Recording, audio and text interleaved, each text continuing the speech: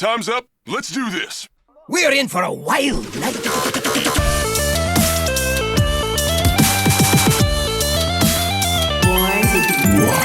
Welcome everybody to episode 160 of Born to be Wild, a Wild exclusive Hearthstone podcast where we have fun hanging out with friends, talking about the Wild format of Hearthstone and spotlighting members of the Wild community. I'm your host as always, Nate Wolf. It is great to be back on a beautiful Friday evening. I'm joining you from Orange County, California, and I have a whole gaggle of friends with me tonight. We have a special lore episode lined up. It's been a little bit since we've done one, and so I am joined tonight by four of my favorite people, and I'm going to check in with them real quick. So, Hydralisk, welcome back. How are you tonight? I'm doing absolutely fantastic. Sorry to all you Americans that are choking on our smoke. I mean, like we're so used to having it up here. I guess it's drifted down there. So apologies from Canada, but I'm doing great. I'm excited for what we have in store tonight. What's like the most sarcastic sorry emote that you can do, right? Oh my gosh, I'm sure there's some good ones. I'll take a look. Wow. I feel really fortunate to have witnessed them. Wow. Oh dear. Yeah. Anyways, SchmoopieDaddy, welcome back. How are you tonight? Better now that we're no longer sharing some of the smoke that Hydra sent down here. Personally, by mail, I assume. I'm not sure how these things work. I'm American. Thanks for having me back on for a lore episode. Yeah, this is your first lore episode, huh? That's exciting. Yeah, it's exciting. Very cool. Very cool. Electric Sheep City, welcome back. It's great to see you. How are you? Howdy, friends. I'm doing great. It's been like raining most of the week, which has been exciting, but also we've been getting so much rain lately. Like there are areas out here that's like technically in like flood zones now, which is wild. Not at all what you expect in the desert of the mountains of like the Denver area. So excited to talk about weather with some of my favorite people. Right? Okay, and we are joined tonight by our very own Loremaster, Goliath the Dwarf. Welcome back to the show. How you doing? Hello. To complete the cycle talking about weather, my area here in eastern Iowa is really desperately praying for rain right here. There's rain in like all of the counties around us, but it somehow keeps missing us, and the farmers really want it for the corn and everything. So Sheep, if you can maybe send some of that excess over here, we'd appreciate it. But everybody blow. Wait, I'm gonna have to suck. Yeah. You suck. We blow. This is a family show. Me not that kind of work. It's I'm happy to be here as always. I have missed this, as you said. It's been a while, and I'm just glad we can take advantage of the new little mini set that came out, because the initial set, well, I absolutely love the theme. Not very much lore in exploring real-life musical genres. So happy to have a chance to be back and talk about some of my favorite stuff with more people than I've had the chance to share it with live before. This is going to be fun. Nice. So you should quiz SchmoopieDaddy at the end. Yeah. See if you're paying attention. There's going to be a test at the end. Fine, whatever. This is the sort of thing that I would have lucid dreams about as a kid, turning the tables on a teacher. It's open note. Exactly. It's open note. So just have a Word doc going. So now that the shoe is on the other foot, for those of you joining us for the first time, welcome aboard. Let me briefly explain how this show works. We record this podcast live every Friday evening at twitch.tv/borntobewildhs. And the video version of this podcast is then posted to YouTube shortly thereafter. Audio versions are also distributed to all the podcast apps. So however you are watching, listening, or absorbing via osmosis this podcast today, thank you. Yes, you. That's right. Hey, thank you so much, everybody, for joining us, especially those of you who are watching live on Twitch. We really appreciate you donating your time on a Friday evening when you could be out doing something different to hang out with us. We do have a very special show tonight going over the lore of the Taurens, and Goliath could explain a lot better than me, but we have a great show for you. I do want to say a big thank you to Shokunin, the executive producer of our show, and to Arimorn and our other patrons. Thank you very, very much for your support. It means a lot to us, and we really appreciate it. If you're interested in supporting our show at all, there are some ways that you can do it for free. If you want to like, comment, subscribe to our stuff on YouTube, that helps people find us. If you want to leave us a review on any of the podcast apps, that is also very much appreciated. If you're somebody who uses Twitch a lot, we do have some emotes that you can unlock for free just by following, and there are some others that you can get that are different by subscribing, which is also free if you use your Amazon Prime. That is about it for us. We do have some merch that you can get off of our website. That is really cool if you want to get that stuff. Links and everything can be found on our website, borntobewildhs.com. Again, borntobewildhs.com. If you visit our website, it's got some pretty cool stuff. So we have our entire archive on there of old episodes. If you missed one and you want to listen to one, we've got links to the show notes. We've got links to the YouTube. We have a special lore section. So if you enjoy the stories behind the Hearthstone cards and characters, and you want to check out our previous lore episodes with Goliath, we've got them all there on a separate page, so you can check those out. They're super fun. And we also have all of our cast matches for our Born to Be Wild listener series that are all up there. Everything's on the website, so check it out. Again, borntobewildhs.com.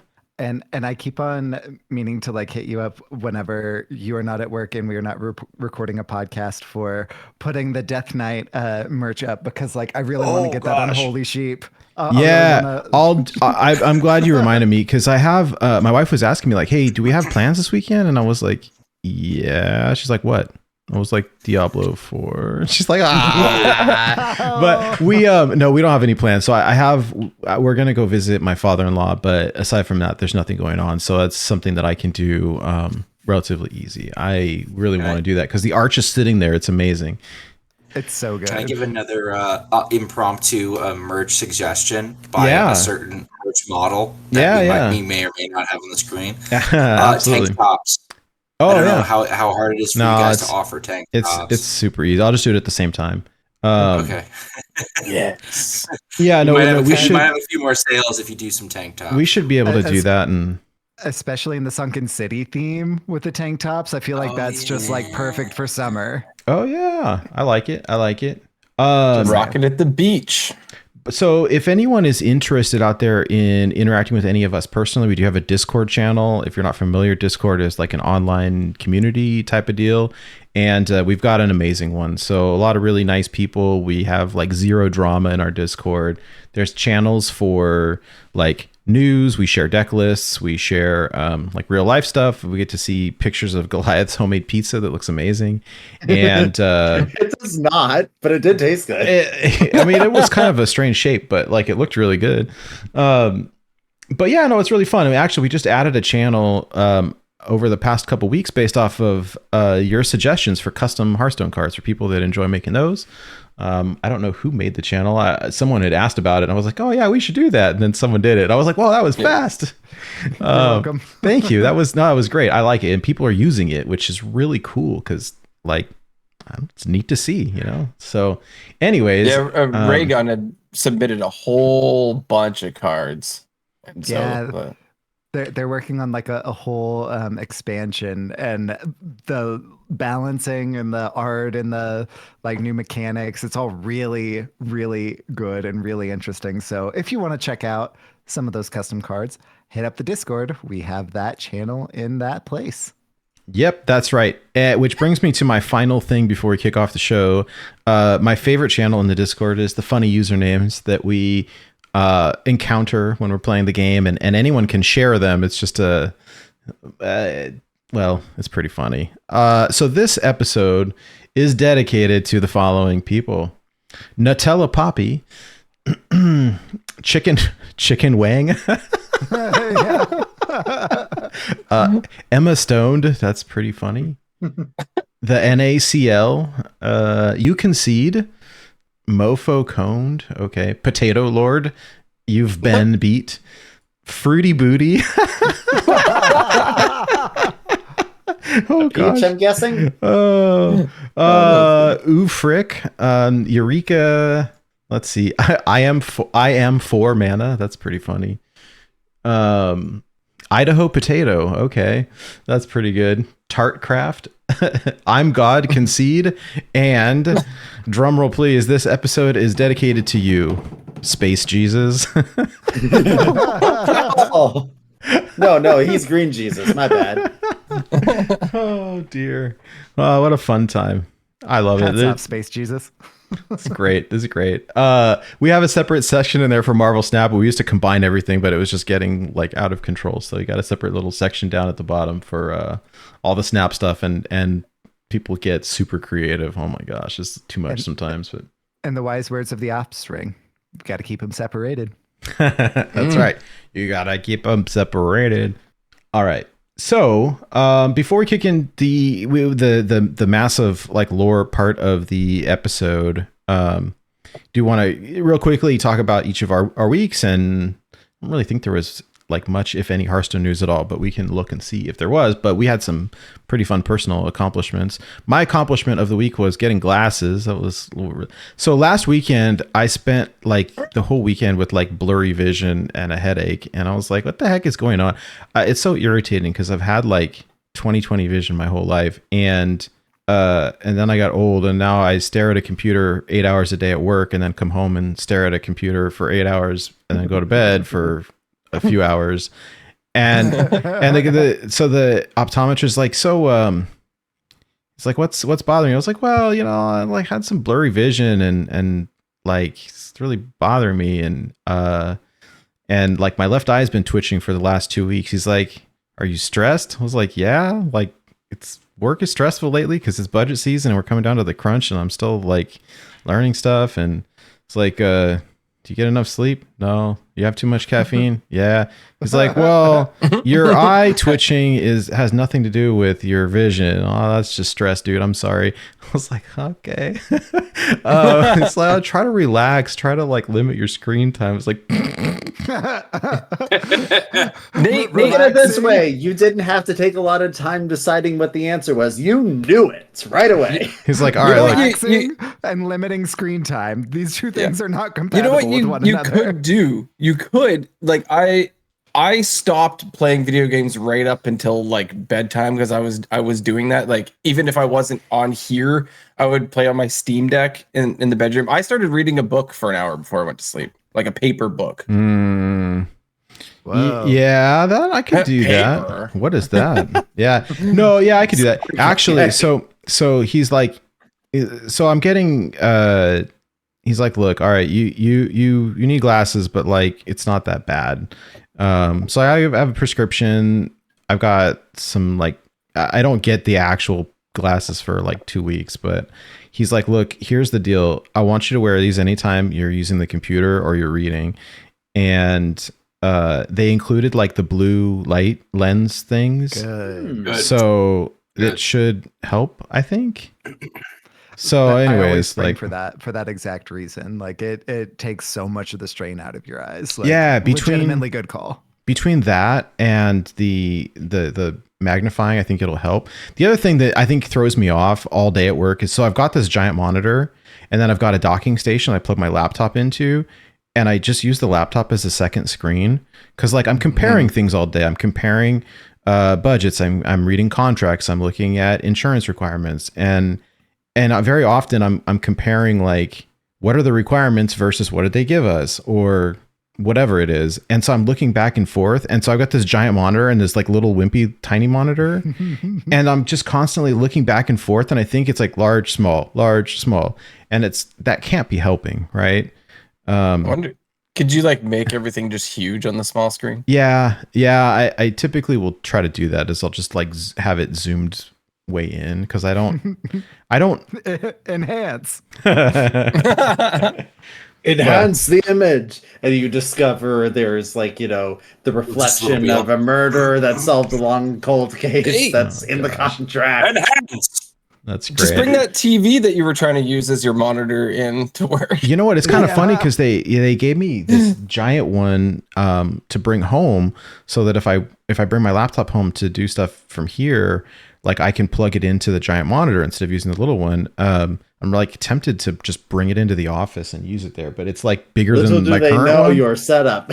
Right. Well, yeah, but I can't do work from like my home computer because it's on a different. We use like a VPN to get into our network and stuff. But anyways, it doesn't matter. But it's been kind of it's like, whoa, I'm off by a day. Today feels like Thursday to me. And anyways, I'm happy it's the weekend because we're gonna go visit my father-in-law this weekend. I'll play a bunch of Snap because the ladder just reset, and it was kind of fun. It's I believe that this weekend is Father's Day weekend. It's a little bit off for us because my parents are going out of town.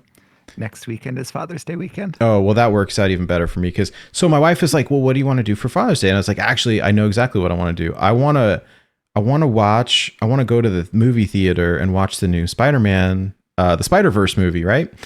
But Yeah. I haven't watched the first one yet. And so I got it from the library. Like I have it on the computer, but like I want to watch it on the big TV in the living room. So I got the DVD from the library, and we're gonna watch it this weekend.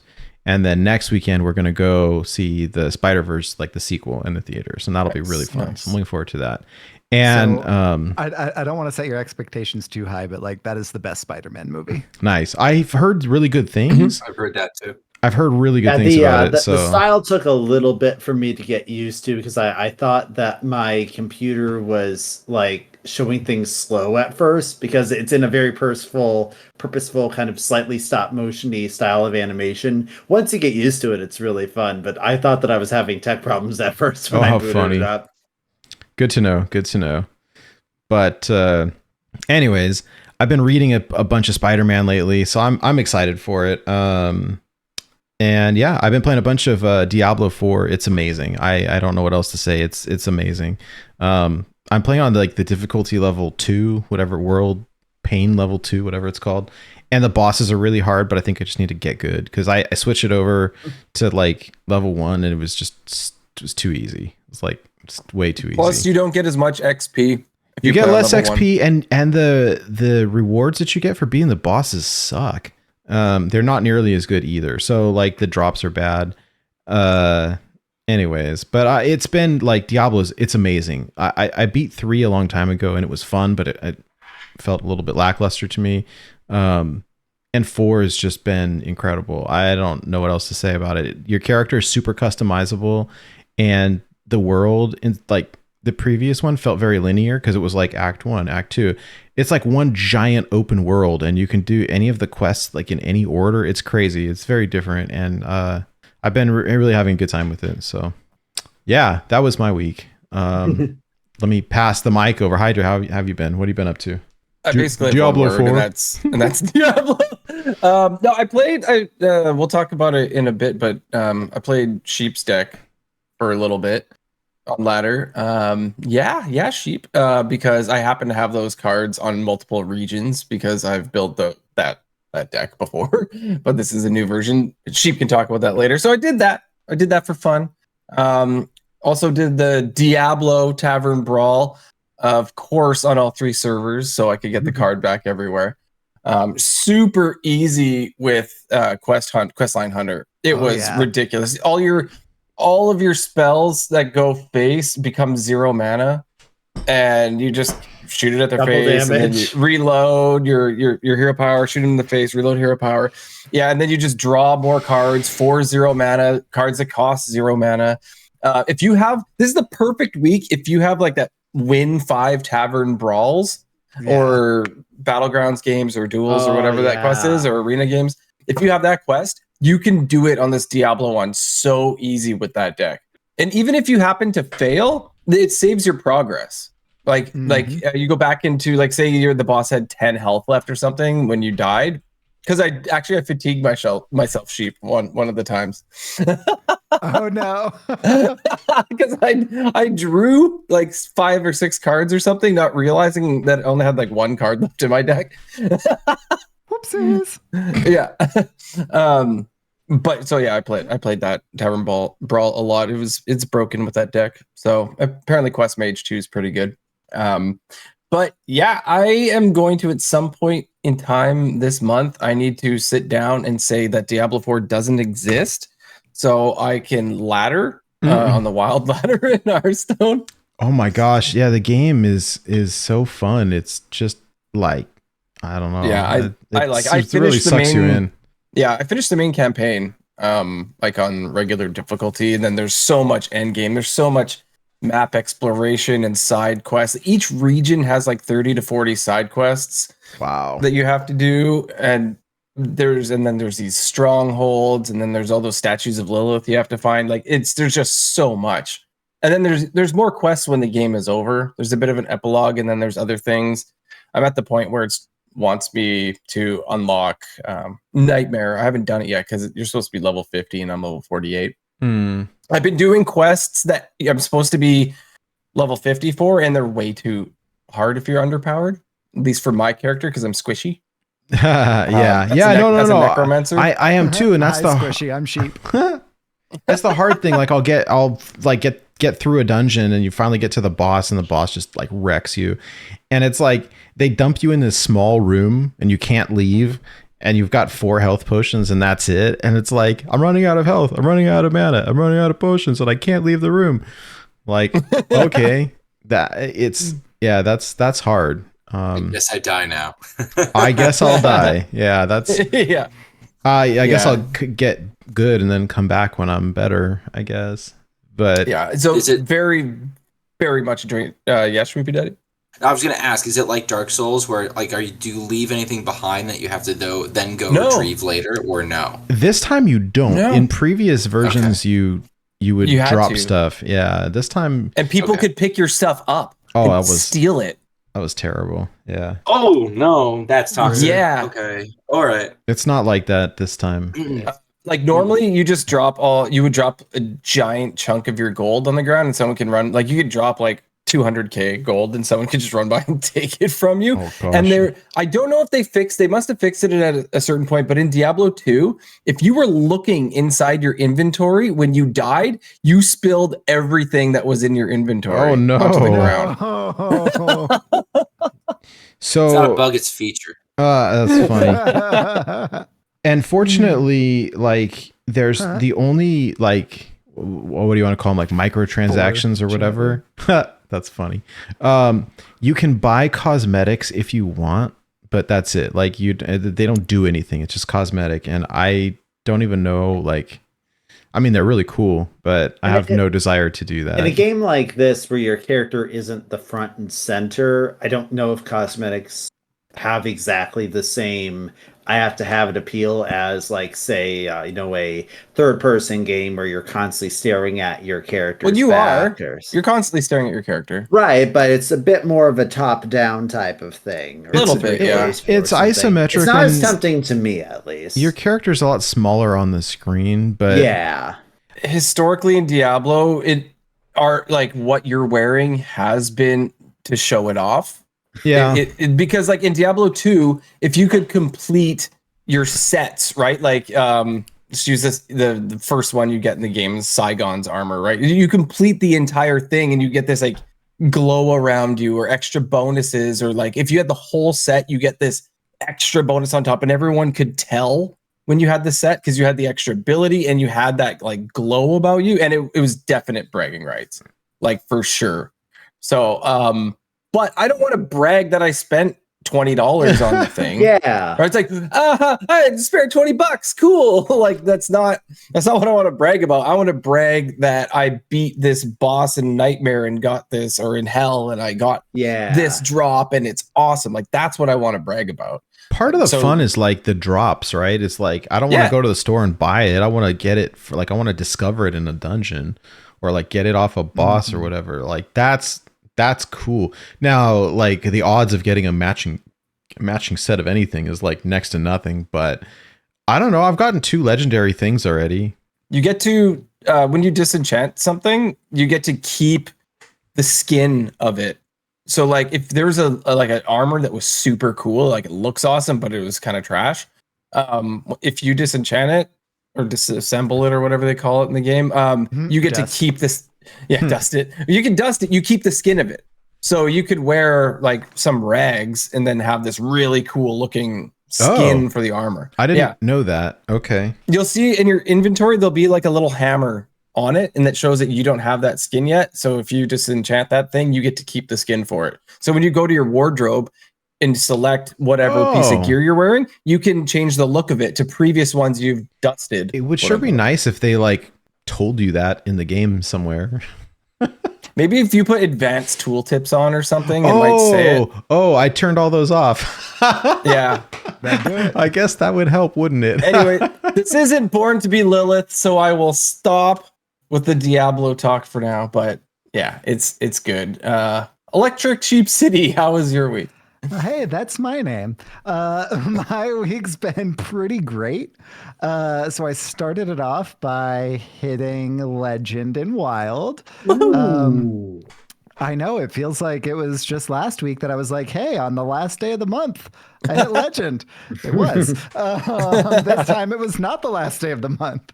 Aggro Druid is actually like playable again. And like, I'm not going to say good, but like good. Wow. It got you to Legend. Yeah, there's a new Elise portrait that's Bookworm Elise, and she's incredible. And I don't know if she's gonna like replace Dame Hazelbark as like my go-to, but like no, we can't do that. But she's pretty awesome. I mean, it's Elise and she's a bookworm. Like yeah, that's pretty cool. Sheep, I have to ask, what's your opinion of Dame Groovy Bark? Dame Groovy Bark is okay. I feel like she's kind of like budget Dame Hazelbark. It's just Dame Hazelbark back in her younger days where, you know, they think that they're really cool, but they're actually not as cool as they think they are. That's funny. That's back in that phase. She's still pretty cool, but I mean, Dame Hazelbark is just such a high bar.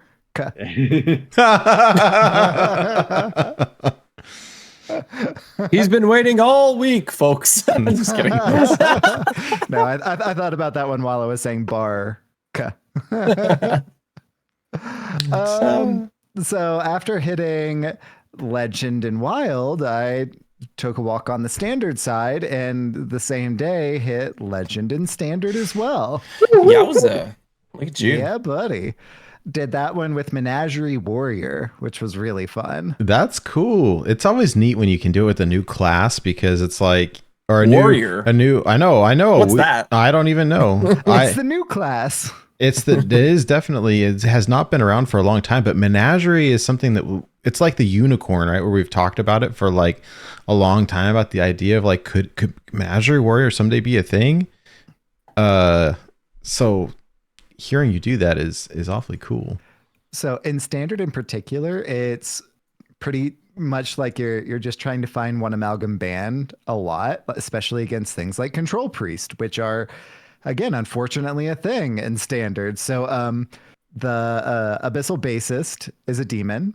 That's the only demon that Warrior has access to. So you have a 75% chance, because it's another Abyssal Bassist or one amalgam band, or the two different other amalgams, the 1 mana and the 2 mana one. So talking about copying it with Voon. No, copying it with the 2 mana amalgam that discovers a Got you. Try, Okay. Yeah. You can also, of course, copy it with Voon. You can also copy it with Zola the Gorgon. So there are a number of ways that you can guarantee copying it. But again, Warrior only has access to 4 demons, so you can copy it by you just hard run the demon anyway.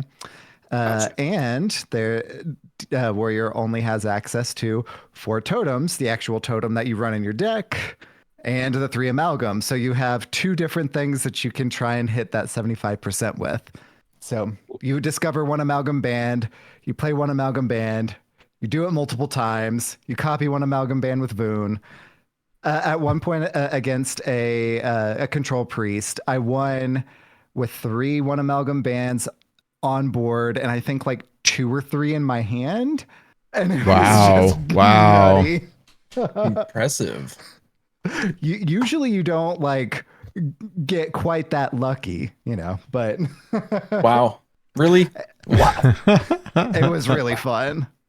So after I was chasing one amalgam band, I got there. In Legend, in Wild, I've mostly been playing more aggro druid because I really love that deck. Whereas in Standard, I've been practicing for THL stuff. So, the classes that are on my THL lineup, like Hunter and Paladin and Warrior and Demon Hunter. Those are the 4 there. So, yeah, it's been a blast. A pretty Hearthstone-filled week here in the city of Electric Sheep.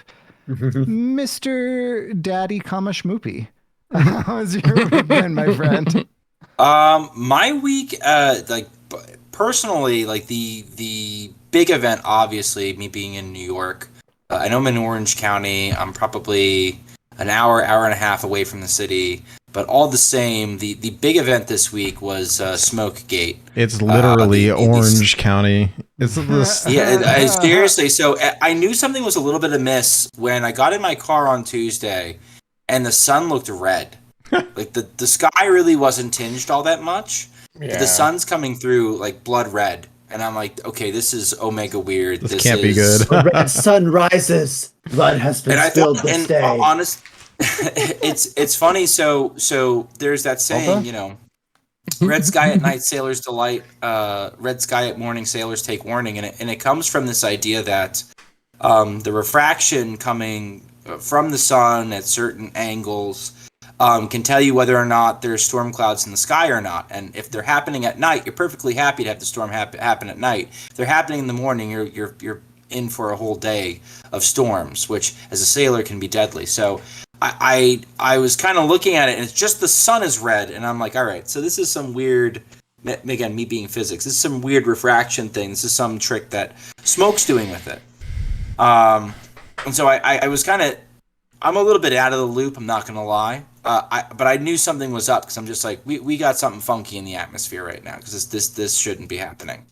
And it really didn't sink in for some of my students until the sky was literally orange on Wednesday. It smelled like a campfire on Tuesday. It smelled a little bit more like a little bit more strong, like burning on Wednesday. It smelled like beef jerky on Thursday. But this was pretty much this was like the big like in real life event. I actually handed out masks for the first time to a population that does not like wearing masks. On Wednesday when it was like really orange. I'm like, I know some of you guys don't take the bus. I know you guys walk home. Those of you walking home, do you want to take a mask today? And I had a lot of volunteers from people I would not necessarily expect. So that was quite something. Nice. I told them to also expect it a little bit more often because, hey, global warming's fun. That was pretty much like my personal week as far as work goes. We're winding down. This is our last full week of classes. We are done with full weeks of classes. I have 2 days of class, Monday, Tuesday, next week. And then it's all testing and grading, and there's no physics regents at my school, so I'm going to be the best gosh darn bubbler that you've ever seen helping out. Hearthstone wise, I'm a little bit jaded on the wild meta. Like early wild meta jades me more and more now. I really should just like tank immediately and not try hard. I get stuck in. You're gonna make a Jade Druid joke. Go ahead, get it out of your system. Just knock it out. We're all thinking it, man. You just made it for me. Thank you. Okay, sounds good. All right, so I get to this point where I'm like, okay, I'm gonna hit Legend super early. Bam, yeah, got there. And then you're stuck with like 3-4 minute queues to play really good players who aren't interested in having any fun. They're still on try-hard decks that they played to get to Legend.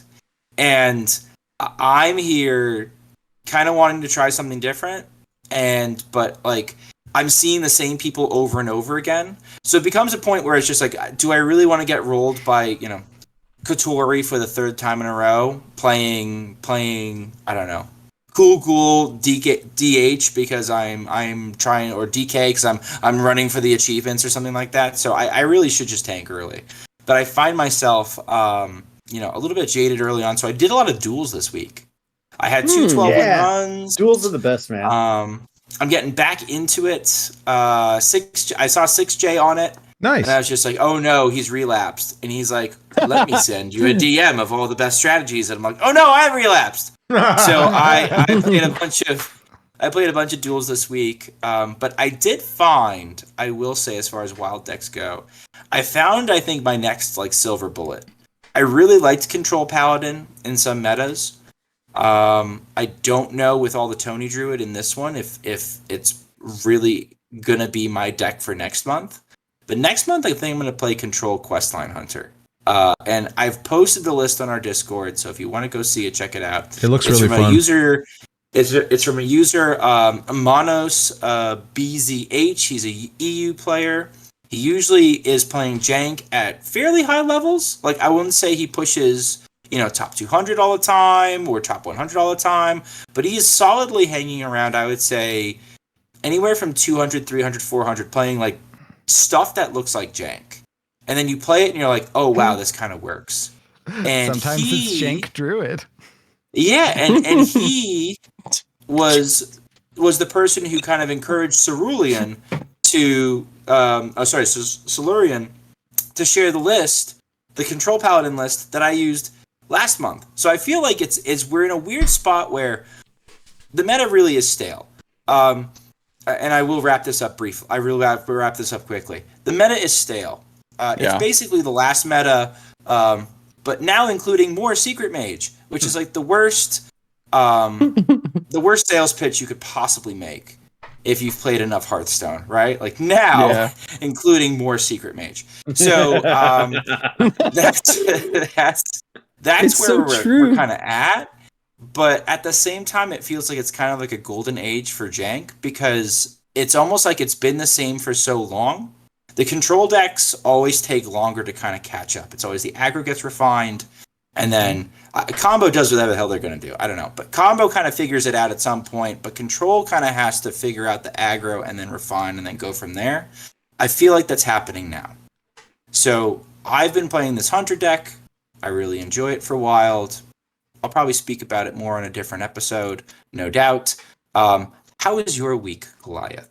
Well, busy, largely because working for the small town newspaper business as I do, we are now, summer starting, which means people are doing lots of stuff, which is great for getting work hours and everything. But I probably don't have many weekends that are going to be weekends in the upcoming future because usually there's at least one community that has like a big church picnic or a town parade or a kickoff to summer event or a last day of school type of stuff. So it's been pretty busy for me. I wrote 7 newspaper stories within the last 48 hours, honestly. That's more than 2. Yes, it is. Hearthstone wise, I've not been taking things very seriously lately, and Snoopy, you're kind of making me glad that I'm kind of happy down in the lower tiers where apparently things are more interesting, I guess. But I find it funny that the 2 classes that I enjoy playing the most are the ones that are like opposite to me in personality, Warlock and Death Knight, because I like to think in real life I'd be more like a paladin or something. But I really enjoy playing, like now that we have Demon Seed back in Wild. I loved it when it came out, not just because it was super powerful. I love the idea of being able to use like fatigue or whatever against your opponent. But I've basically been doing a mixture of that and the Symphony of Sins and just like, having fun on that stuff. And then I've really been enjoying Blood Death Knight decks. It's fun where you can use, especially useful when I get those quests where you have to play all the weapon cards and just booming a bunch of Arcanite Rippers is the best way for me to get that. But I've recently slotted the new Rock Duel E.T.C. into it, and Rock Duels are so much fun. Coincidentally, the cards from the list that I initially took and then modified slightly happened to work out pretty well for using up all that mana when I finally am able to play it. And it is really fun. I just got the achievement this morning actually for killing your opponent with Rock Duel. Yeah, and it's fun to see You're that. speaking Like, SchmoopieDaddy's language right now. Heck yeah! that- I was trying it with Curse Lock so hard, but you know what? I'm thinking like any control deck you slot it in. That card does not suck as much as I thought it did initially. Yeah, just you just have to make sure that you have enough balanced cards that can, like, all add up to 10, because that's where it's eventually going to be a lot of, you have to spend all 10 mana. But yeah, I think it's really fun. Like, you overkilled your opponent by like 50 damage because they couldn't spend all of their mana. And Restcon's Rumble would have loved this concept. But yeah, I've been enjoying a lot of that. Outside of Hearthstone, I do not have Diablo 4, so I can't chime in on comments for that. But I've been enjoying some other games. I've been actually catching up on a few that I played some of the story of a long time ago, but never got around to it. So I've actually been playing Far Cry 4 quite a bit. Cool. I love the Far Cry games. I'm not really a multiplayer shooter type of person, but I love like the kind of the single story driven ones. First person shooter, I'm cool in that sense.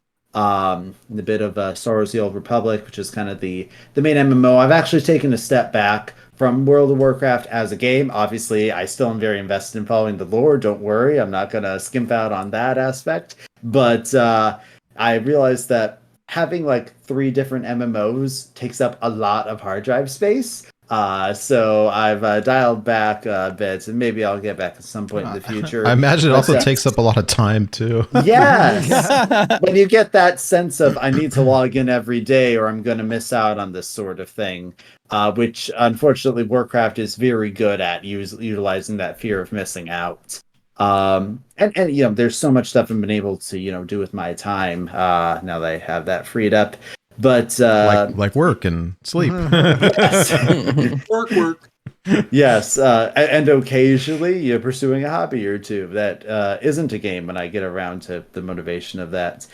Fun fact is that I believe, there maybe with very few exceptions, Hearthstone is the one game that I have logged into like every single day for, heck, I'm thinking like maybe 6 or 7 years now. Let's see, might be 6. Yeah, I started it coincidentally like right before I started college, so I just kind of think back to all those. Let's see, that was 2016 when I started college. So okay, it's been longer than I realized. I've been playing Hearthstone for a long time. I have a pretty solid record of logging in because as a free to play person, I didn't want to miss out on getting any of that gold. Yeah, that's been me so far. Nice. Very if good. anyone is chasing that kill your opponent with the Festival of Rock, play E.T.C and Commander Uthok in the same deck. Commander Uthok is a 5-mana 7/7 battle cry. Your opponent's cards cost health instead of mana next turn. Ooh, so they And then can't hope they spend rage any quit. mana. Hope they rope out. Hope that they just walk away from their computer and you have them unlethal. You just need one just like really PO'd 12-year-old to just get up, toss their keyboard, walk away, and you're good to go. Mm-hmm. That's what I'm banking on. That's my hope and my prayer for the next time that I'm on here. I believe in you. It's hilarious. So, Welcome to the news. The news is so good. is there any news? Hearthstone is a game. And games are supposed to be fun. Well, yeah. I mean, yeah, we we have already the- talked about the Tavern Brawl, which It's is really a patch, fun. but it like basically just all altered like battlegrounds and duel stuff, and it canceled out a very toxic duels deck. Shocking toxic deck in duels. What?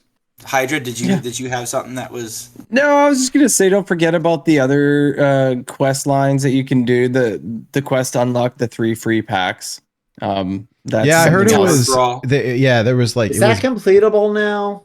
Because Yeah. okay. I don't. Yeah, That it was one broken. quest is not yet, but they're working. But on yeah, it. you can still do the other ones if you like. If the other ones are available to you. You So really need the quest to finish it. Like you could just No. finish it, right? Yeah, you can finish it without the quests.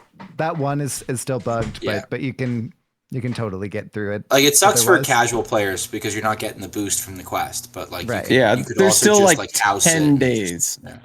yeah, So yeah. That's more than 2. yeah. I usually do the BGs one without ever opening up BGs, so I assume that it's perfectly achievable without actually doing the quests. So. Totally. Nice. But no, there's not much to talk about news wise. Get your card back while you can. You got 2 weeks to do it. It's super easy to do. I mentioned earlier, Quest Line Hunter is super easy, so you can play that. SchmoopieDaddy? Quest Mage. I did Quest Mage. I was Mage, the Quest Mage gamer. I actually lost my first round. I was this close. I was like a goof up, didn't Finley my cards back into my deck, and were like have spaced potion, Oh no. Draw order issue. And then the second time I was just like, wait, you're drawing more cards for me. Wait, they're all discounted. Wait, and and there's no turn timer. And I literally went infinite turn 1 the very next time I logged in. So like Quest Mage also. I know Quest Mage works. Quest Line Hunter doesn't shock me. Farm it while you can. It's fun. You're tormenting the Lord of Torment. I also had play 3 games with Hunter, also, so I'm like, wow. Perfect. This works just fine now, doesn't it? Well, so the way that I built my Questline Hunter, I play 1 minion. That's Baron, whatever, the OTK one though. So I play that and Flark's Boomzuka. I've played that version. It's fun. Yeah, I beat Diablo 5 times before I finally was able to just draw the cards that I needed to do the scam win, because I just kept on winning with Questline Hunter instead. But the scam win is there, and you can do it on the first part, and it just counts as an overall win. So if you're looking to scam and you have Baron and Flark's Boomzuka, you can also do it that way. Cool. Love it. Well, we came here for one major reason, and that is Goliath the Dwarf giving us some lore. Hooray! Yeah. All right. So, for context, especially for anyone who might be listening to this later from now, we are talking about the race of the Tauren because with the new mini set, we have some Tauren antagonists who are attacking the Festival of Legends. We have one of the leaders named Magatha Grimtotem, who is now a legendary card, and figured it'd be good to give everybody some context as to exactly who these people are, why are they such a problem here. But of course, as always, in order to answer a simple question, why are these Tauren antagonistic, we have to go back, well, not to the beginning of time, but pretty far. We are going back, let's see, according to my... Well, let me... Here, while you look that up... Over 12,000 years before the events of Warcraft 1 with the orcs in the Dark Portal. Back in my day. I'm disappointed we're not going back to the beginning of time. I feel like we're always going back to the beginning of time at some point and being like, okay, well, there's this and the void's bad. And I missed that part. Right. Well, hey, one thing before we kick this off, let me give my quick disclaimer that I do every time.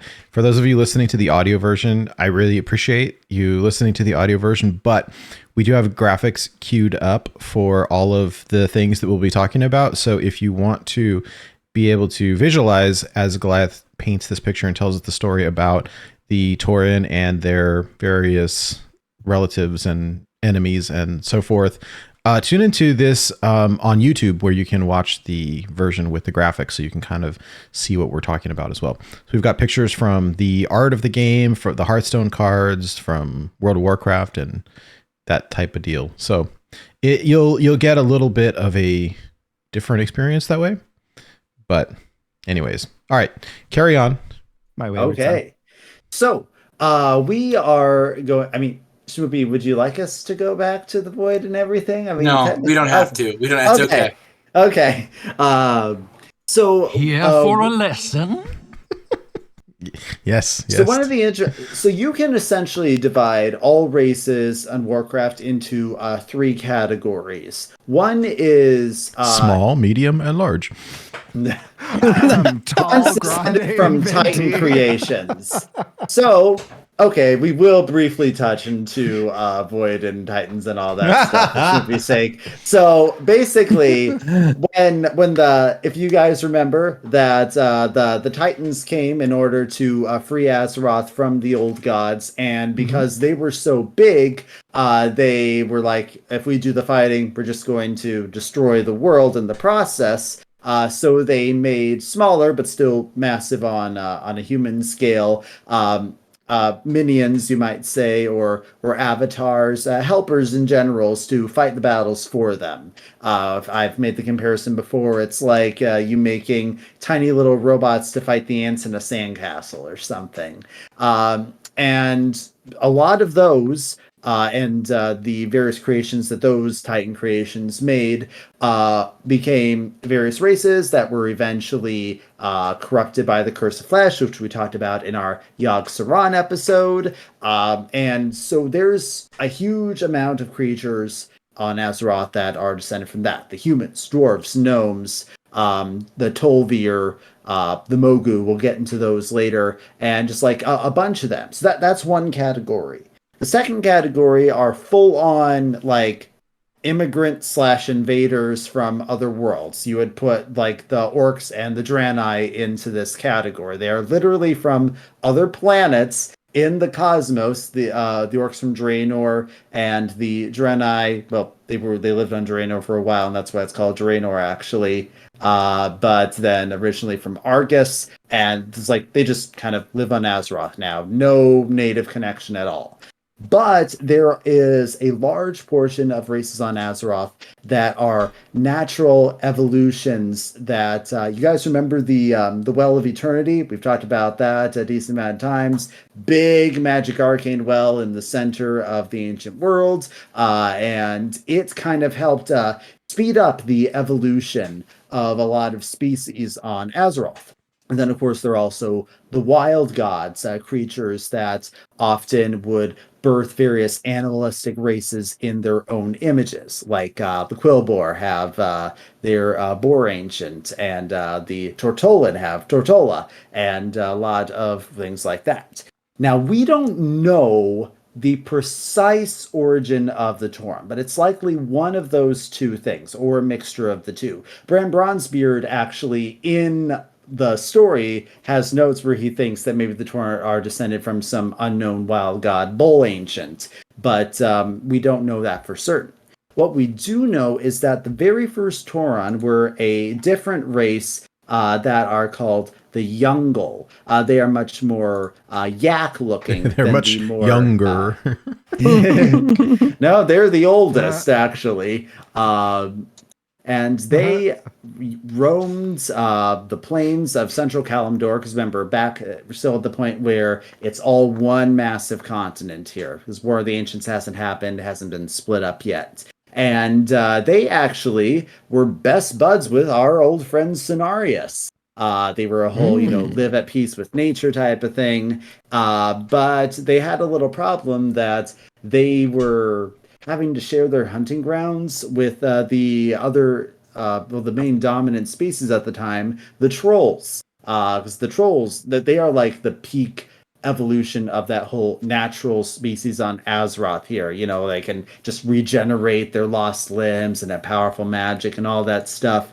So a lot of the Youngle decided that they wanted to migrate south. Cenarius said, no, don't leave. But they decided to just, try to find new territory. And so they ended up reaching the borders of the Mogu Empire. Now, the Mogu, as we already said, that is one of those Titan races. But they had kind of gotten pretty tyrannical over time after they lost the guidance of their keepers, largely due to this one named Lei Shen, who we have as a shaman portrait, who has this whole story that I hope to go into more detail in the future. If Blizzard finally gives us a Pandaria expansion, please, Blizzard, please do this for us.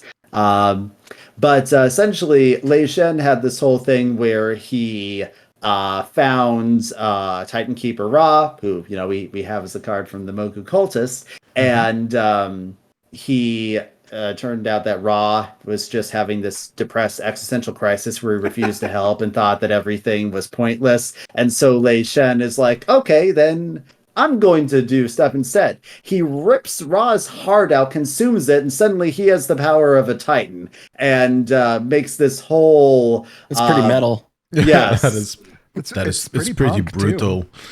and he makes this whole tyrannical Mogu empire that enslaves all the other races, like the Hosen, the Pandaren, the Jinyu, a bunch of races that we do have in Hearthstone thanks to the Jade Lotus faction, Streets of Gadgetstan.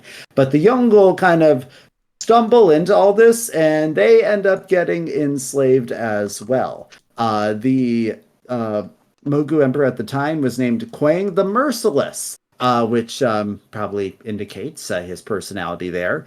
And he ordered his flesh shapers to enhance the bovine race's strength, savagery, and intelligence, according to the Warcraft wiki here. So basically, they kind of went under forced evolution / eugenics stuff in order to make them more ideal slaves. Eventually, there was a rebellion. Led chiefly by the Pandaren, which is actually how the whole monk class developed, because they were able to disguise learning how to fight as just dancing, and so you get the WoW version of martial arts there. So they led a rebellion, the Yongle joined in, and eventually, yay, we're free of the Mogu. But they started to have a lot of disagreements between them of what they should do, because as typically happens with an oppressed race by a tyrannical empire, they lost a lot of their sense of history and culture. Some of them wanted to stay down there. Others wanted to try and reconnect with Cenarius and reclaim some of the stuff that they had lost. And so you have this splitting, this migration back up north. Some of them choose to stay down in what would eventually become Pandaria, and so the race of Yongle does exist in that fashion today. But others went up north and became what we would call the Tauren and the Tonka. Now, the Tonka, which we now have exactly 2 cards depicting in Hearthstone. We have let's see, what are they called again? Big Dreams and the Strong Shell Scavenger. Strong Shell Scavenger, yes. That's a Battlegrounds card. Right. I know, I was almost surprised remembering, wait, that's actually a real card that came out back in Frozen Throne. What are the distinguishing features? Like, how do you know it's a Tonka and not a Tauren? Well, they are far more bison-like in appearance, less cattle. So the Tonka are basically the bison, the Tauren are cattle / bulls, and the Yongle are far more like Himalayan yak type of builds. So you can generally tell by looking at them just what type of ungulate they resemble the most. Now, the Tonka live up in the frozen areas of what we now call Northrend, and very much were about adapting to the cold. You have a question, Sheep? Just a quick bit of trivia. Tatanka in the Sioux language means bison. So there we go. That explains it. There was also a wrestler named Tatanka. Like late 80s, early 90s. What did the buffalo say to his son when he went off to college? Bye, son. Thanks for the dad joke, Nate. Oh, God. I'm a sorry. classic. Sorry, not sorry. I was about to be like, why are you sorry? So at any rate, these Tonka here, they grew to have a much more brutal type of culture than the Tauren would, because, as I said, it's about harsh survival. While the Tauren, which would eventually develop shamanistic culture about harmony with the elements, the Tonka are far more about forcing and bending the elements to your will. Insert Last Airbender joke. because they're like, it is harsh out here. We do what we can to survive. They don't really have much significance in the lore. They're just kind of there and are like an ally to the Horde when you're playing certain campaigns in Wrath of the Lich King. So they haven't really become relevant, but they are kind of a neat. I have a personal love of buffalo. They're just very majestic looking creatures. So I like the Tonka from that perspective there. Fun fact, Garrosh Hellscream was actually the one to kind of find and recruit them up there. This was back in his younger days before he went full warlord crazy war chief. So he was actually he was open to having allies of other races back then. Another buffalo fun fact: they're delicious. I believe it. I've never had any, True. but Had that's bison good. burgers. They're decent. Yeah.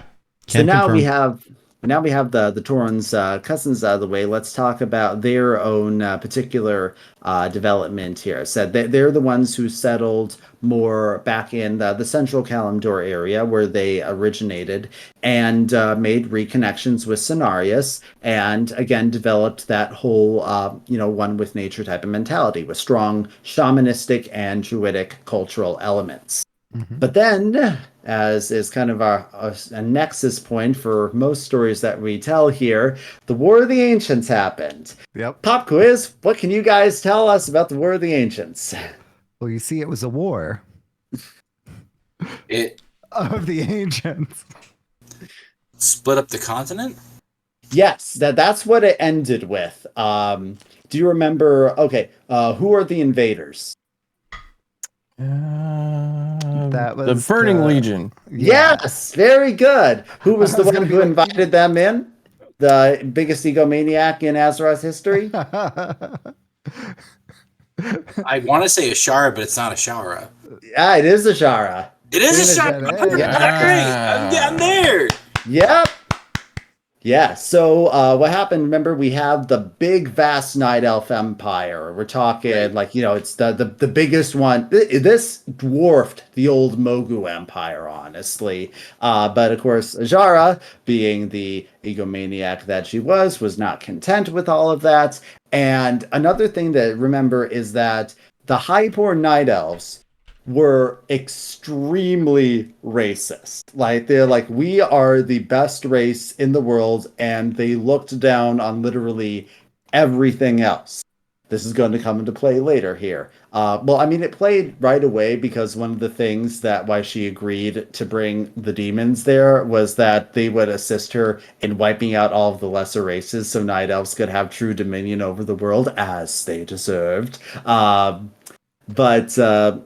the Resistance came up, which we've talked a bit about before, and which has some of our old friends, Malfurion, Illidan, Tyrande, big leaders in the Night Elf Resistance era. But there were several Highborn that were also kind of realized what was going on and defected from Majara's ranks, and they were, like the big military leaders and stuff. Just one little problem.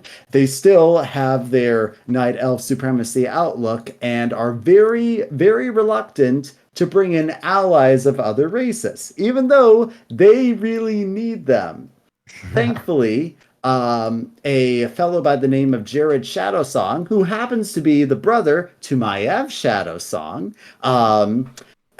took over the position after a sorry, not sorry accident with the old xenophobic general, and decided to invite the Tauren in and various other allies. And who was one of the greatest leaders of the Tauren and War of the Ancients? A fellow by the name of Holn High Mountain, who was a complete badass, honestly.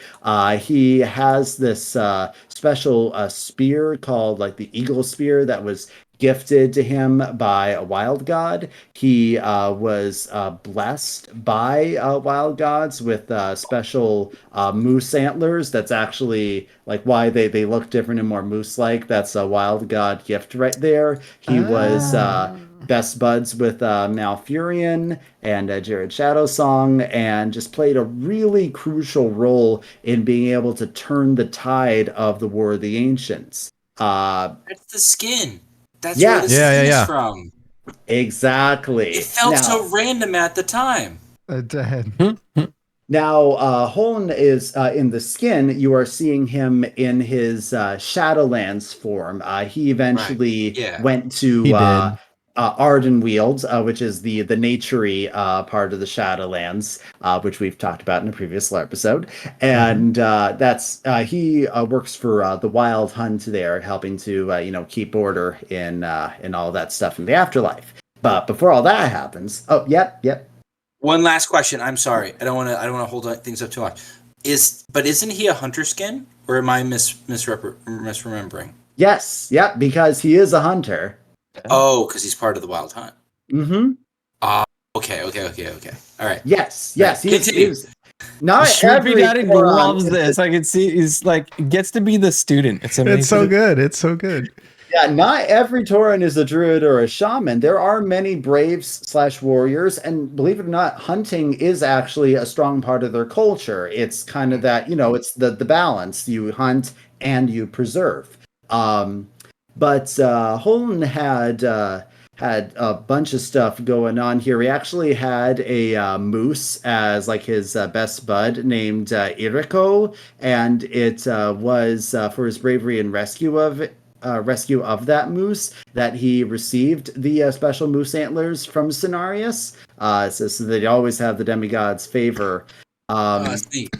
And then he united several tribes together, called the Rivermane, the Skyhorn, and the Blood Totem, and his own tribe, the High Mountain. The Skyhorn in particular are really cool because they have this special bond with eagles and like ride giant eagles into battle, which eagles are another of my favorite animals, so I really like that stuff too. And then he also gains a powerful artifact from the Titans known as the Hammer of Khazgarath. And he was actually able to use that to fight Deathwing himself. He actually banished Deathwing from the region and made him have to retreat down into the elemental realm of Earth called Deepholm. And the really cool part is that then Holm was able to use the hammer to purify one of Deathwing's corrupted black dragon eggs and purge the whelp inside from the old god corruption that is just a part of being a black dragon for so much of Warcraft history. That guy took on the form of a Tauren named Ebonhorn and kind of served as an advisor to the chiefs of the High Mountain tribes for centuries as a thank you to Holn, their founder, for saving him from corruption. And he's just Ebonhorn is one of my favorite characters in Warcraft. He's just really cool. He's a dragon who's pretending to be this Tauren storyteller. I mean, those are three really cool things all wrapped up right together.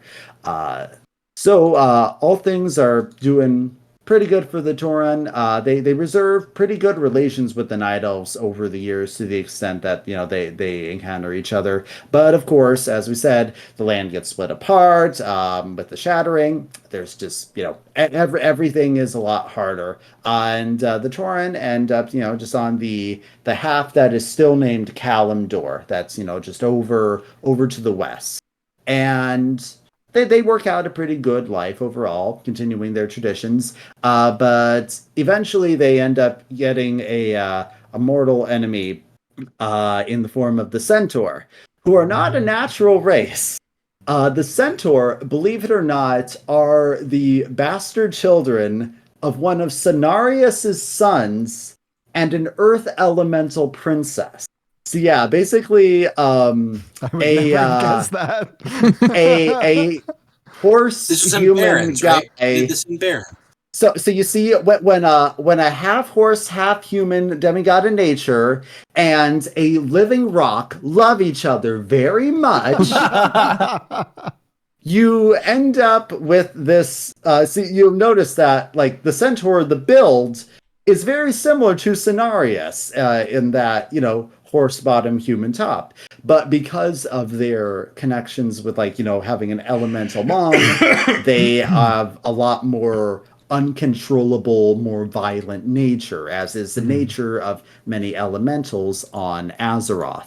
And they ended up being a huge plague to the Tauren, constantly fighting for territory. As I said, the Centaur are very aggressive, and honestly, it forced the Centaur. The Centaur forced the Tauren to be a nomadic people. They had no singular settlement for a really, really long time, until we get to Warcraft 3, and the Horde comes along, led by Thrall, who is seeking a new homeland for the orcs. He left the Eastern Kingdoms, actually on advice from Medivh, who said, go to this place called Kalimdor, and it's going to find a new home there. And besides, I need you to help to defeat the Legion that's coming, and all of that stuff. And so first, Thrall and the orcs met the trolls on the Echo Isles, and help them win this war against Murlocs, which for some reason they were having a hard time defeating.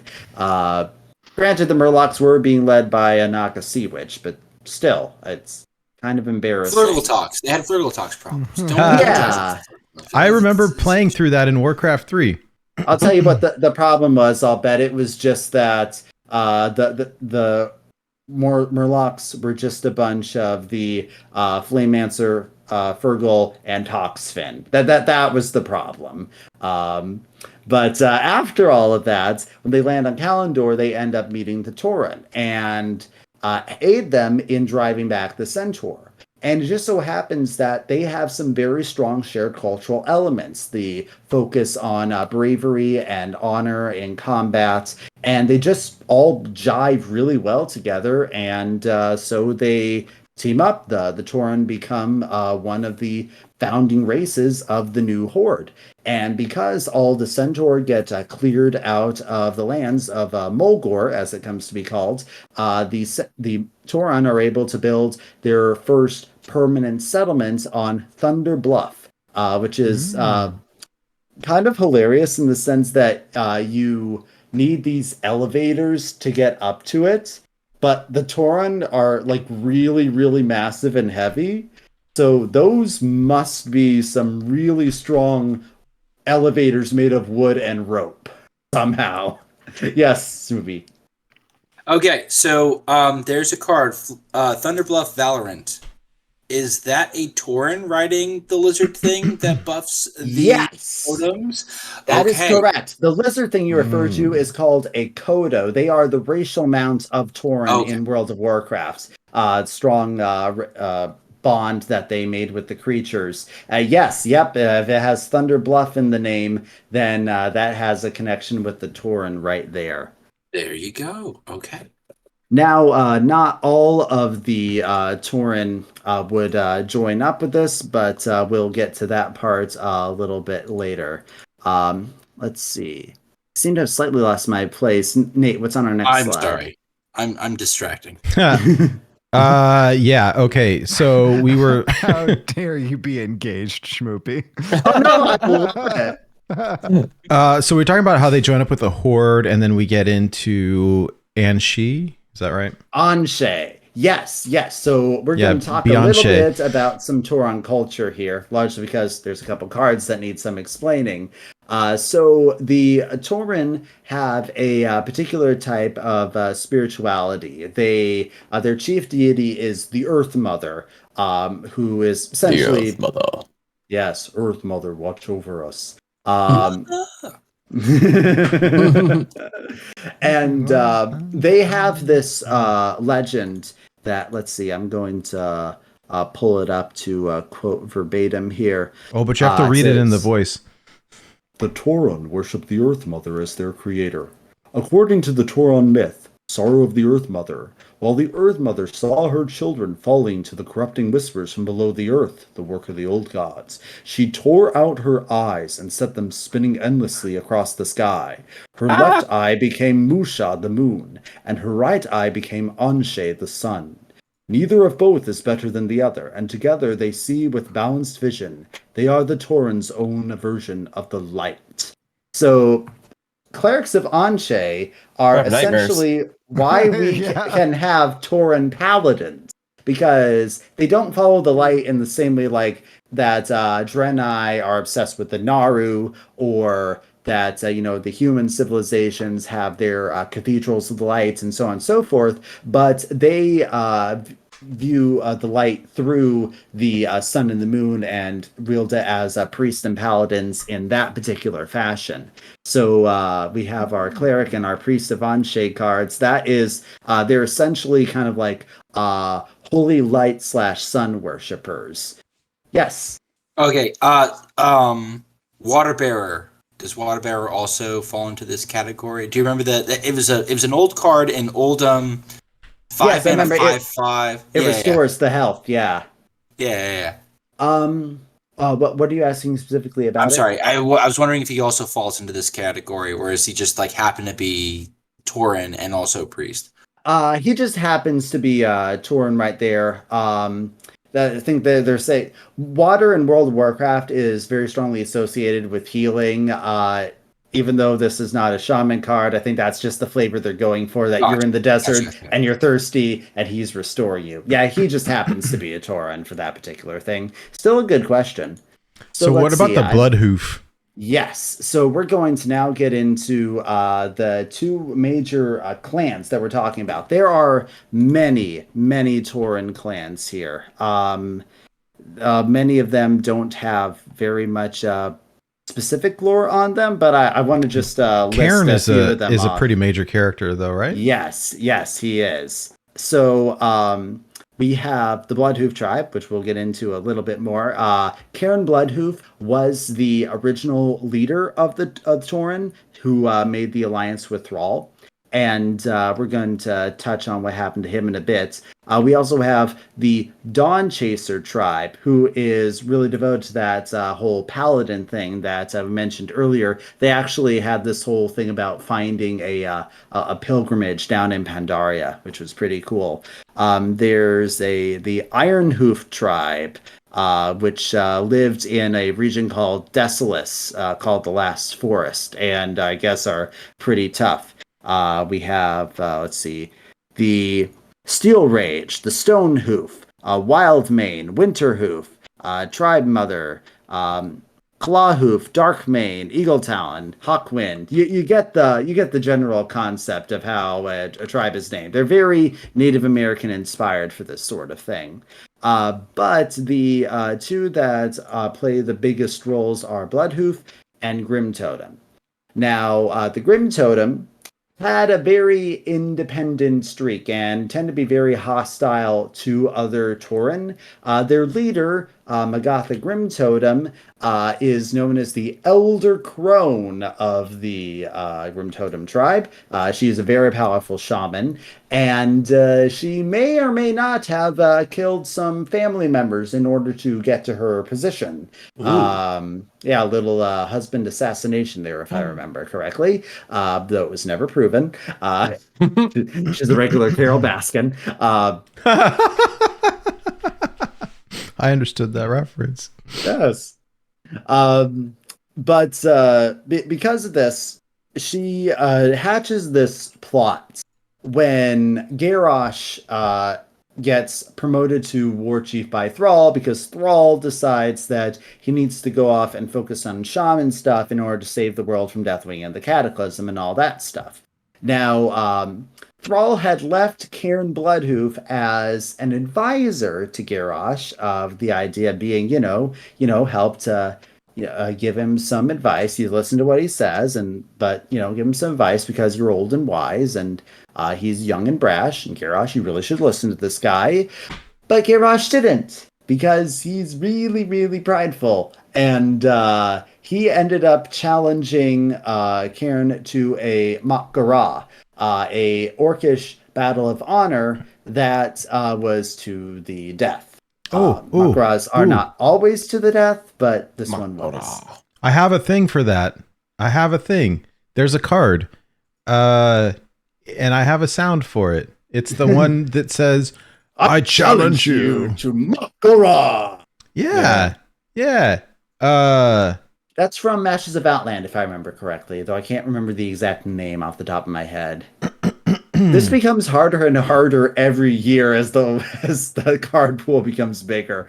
I'm sure that back when you guys started playing, to Mak'gara! There you go. Exactly. That one. It was a lot easier to be able to memorize every single card.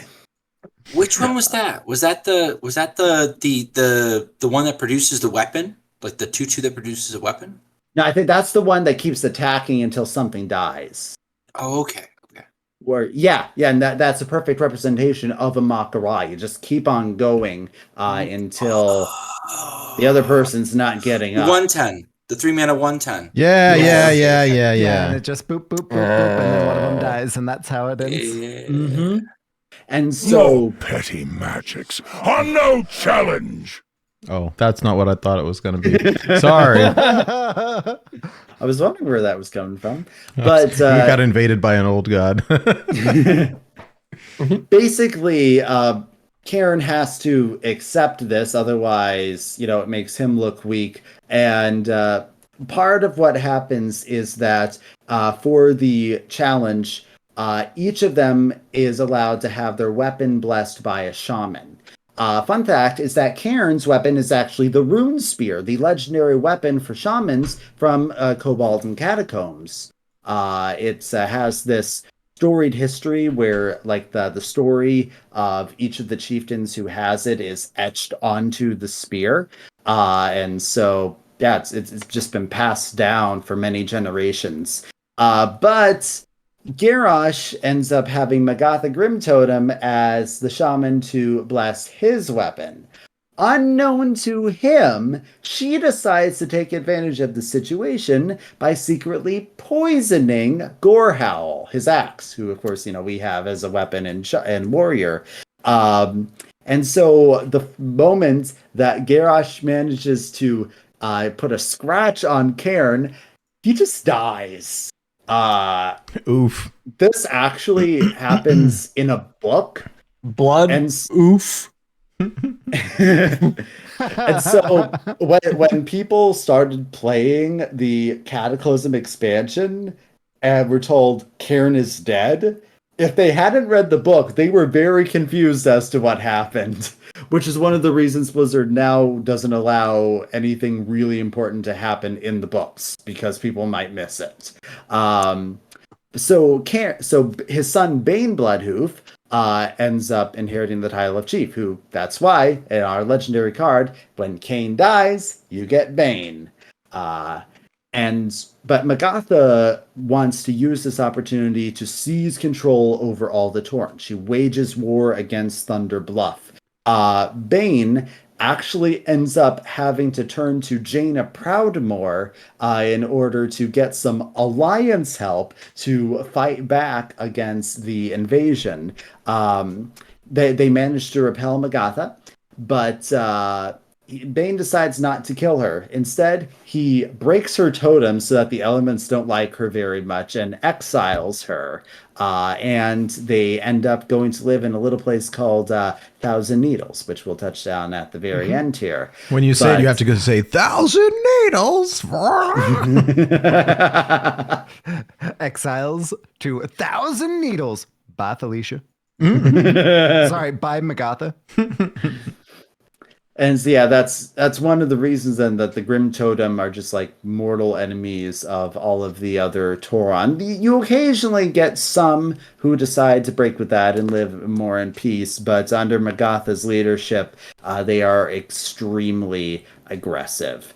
And Magatha is constantly power hungry, always looking for another scheme to be able to get a hold of some more elemental power and have another shot at it's not the throne of the Tauren, becoming some sort of hive chiefess of some sort, and being independent from the Horde. That's the thing. The Grim Totem don't like the idea of being a part of the Horde. They think all the Tauren should be independent. So that brings us up to, let's see. Wait, you have a question? SchmoopieDaddy? Oh, SchmoopieDaddy yes, has a go question. ahead. One last question. Her ability, she's drawing cards, she's keeping minions, she's giving away spells. Is that in any reference to lore in any way? It could potentially be interpreted that way with her, she has a mastery over spells. But I think in this particular instance, because they're focusing on like her hating music in this time, that it's more of a representation of like like the songs, the legendary songs are the spells. So I think it's more like get these songs away from me is I think more of what that card flavor is going for. But it could be interpreted the other way. You'll notice that this is like a card that they give like a very specific title. It's not just Magatha Grim Totem. So that leaves that leaves the door open for them to do any more slightly serious Magatha card, focusing on like her element power abilities. This is Magatha with motivation.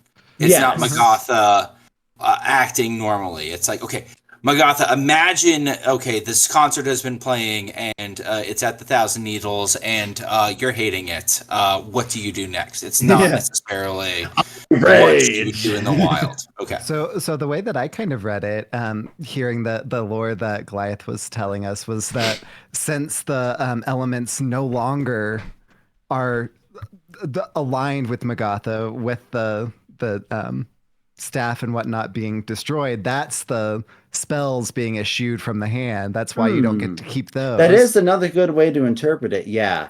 Now, she's grabbing manpower at the same time. She's trying to get any, like, she's greedily trying to gather allies and like sell swords behind her or whatever. Oh, yes, definitely. Which is why you get to keep the minions. Right. Yeah, or she weapons. is. The Grim Totem are not a force to trifle with, honestly. Or hero card. Also valid. Ooh, that could be cool to have at some point in the future. All right, Nate, what do we have left on our list? We have the like E.T.C. and Thousand Needles. Yes. Now this leads right into our excuse for talking about this today in the first place. So Elite Tauren Chieftain is interesting because it exists as a band in World of Warcraft. You can see them playing at the Darkmoon Fair. We probably mentioned this at some point back in our Darkmoon Fair episode, but they are actually based on a real-life band of Blizzard developers, and they have those 3 songs, which are cards from the original E.T.C. card, The Power of the Horde, Rogues Do It, and I Am Murloc. And you can hear them singing those at the Darkmoon Fair. Now, there is madness. The Darkmoon Fair.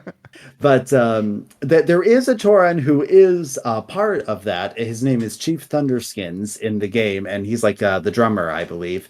But what Hearthstone decided to do was kind of amalgamate all of the band members into one character who they call Elite Tauren Chieftain. Rather than that being a band name, it's the name of like a single singer, and Hearthstone is just really taken off with giving this character his own identity in that fashion. This is like the 4th E.T.C. card that we've had, because we had the original one, we had the one from Darkmoon Fair with all the Rush minions. Then we get 2 in 1 expansion, the Band Manager, and now the Legend of Rock, with the awesome power chord stuff we were talking about before.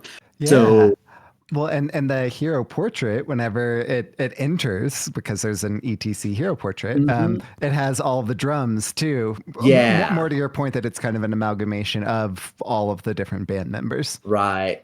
And the Darkmoon Fair is also where Blightboar is found, who is, I think, the only band from the Festival of Legends that actually exist in World of Warcraft. All the others are Hearthstone exclusive, but I mean, I would not mind to see like Poison Bloom become canon, or now I think they might have some trouble with like having Voon as a rock star, since he is canonically dead after killing him in a raid many years ago. But I personally wouldn't. Still rock. I mean, what's more like heavy metal? Like, what's more hard rock than coming back from the dead to perform a concert? Fair. Wait. Tell us about the Blightboar. Yeah. So they are a band that plays at the Darkmoon Fair in a different area from Elite Tauren Chieftain plays kind of more like on a big stage in the middle of stuff. Blightboar plays in a slightly more obscure dark cave down in the woods, and that is actually I've been there. Yes. The bar is exclusively cheap well drinks, and there's like a $5 cover charge. Yeah, but they don't check IDs though. So like, yeah, I know. I've been that place.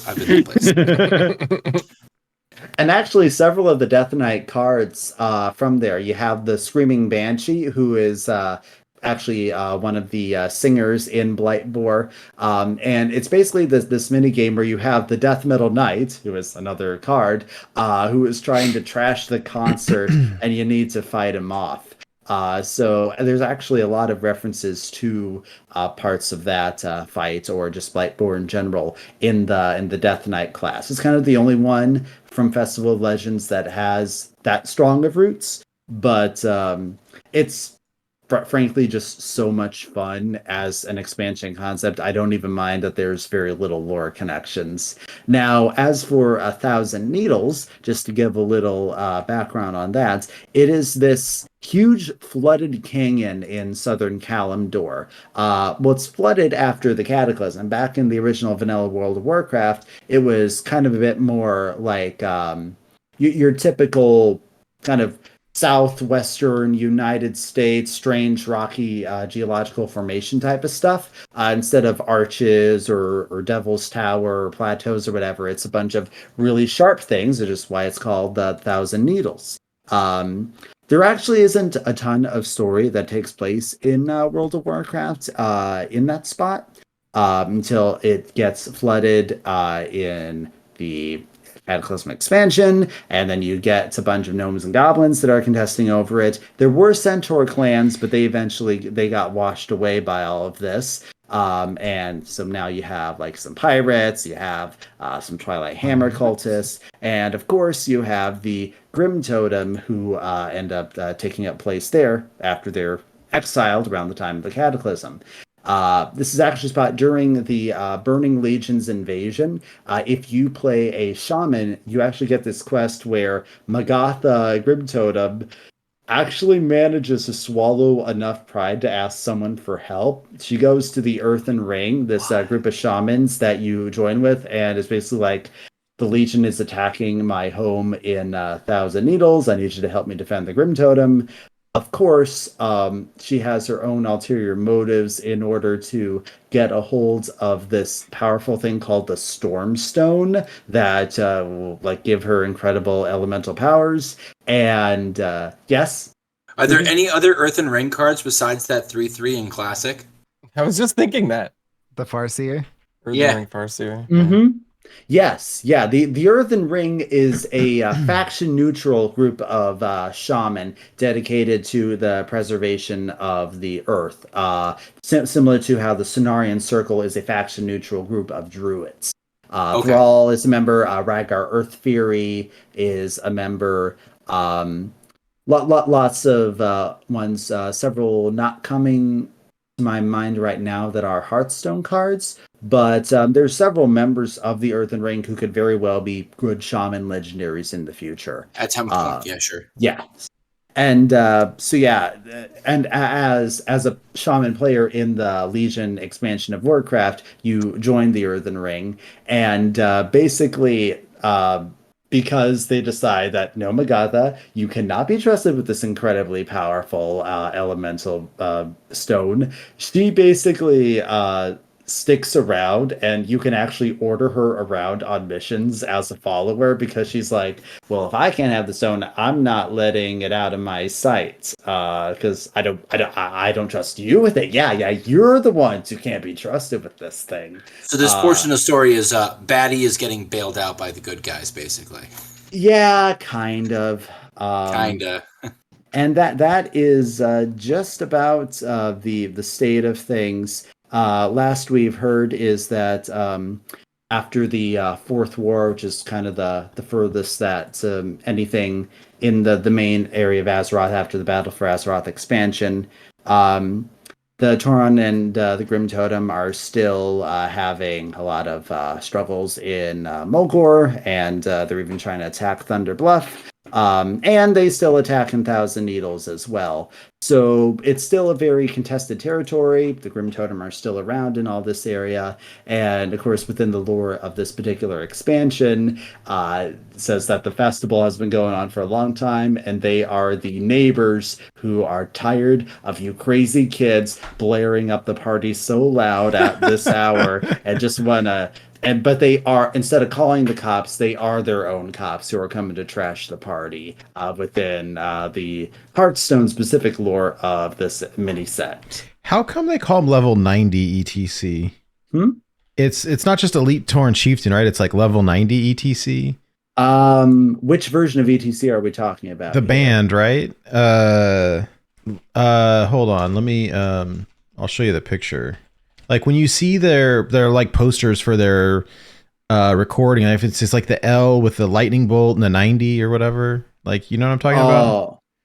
That's probably probably originates from the original Blizzard devs band, is my guess. Like saying, like, you know, it's part of being what the elite means, that, you know, we're probably what max level was at the time or something. I don't actually have any background on that to share, I'm afraid.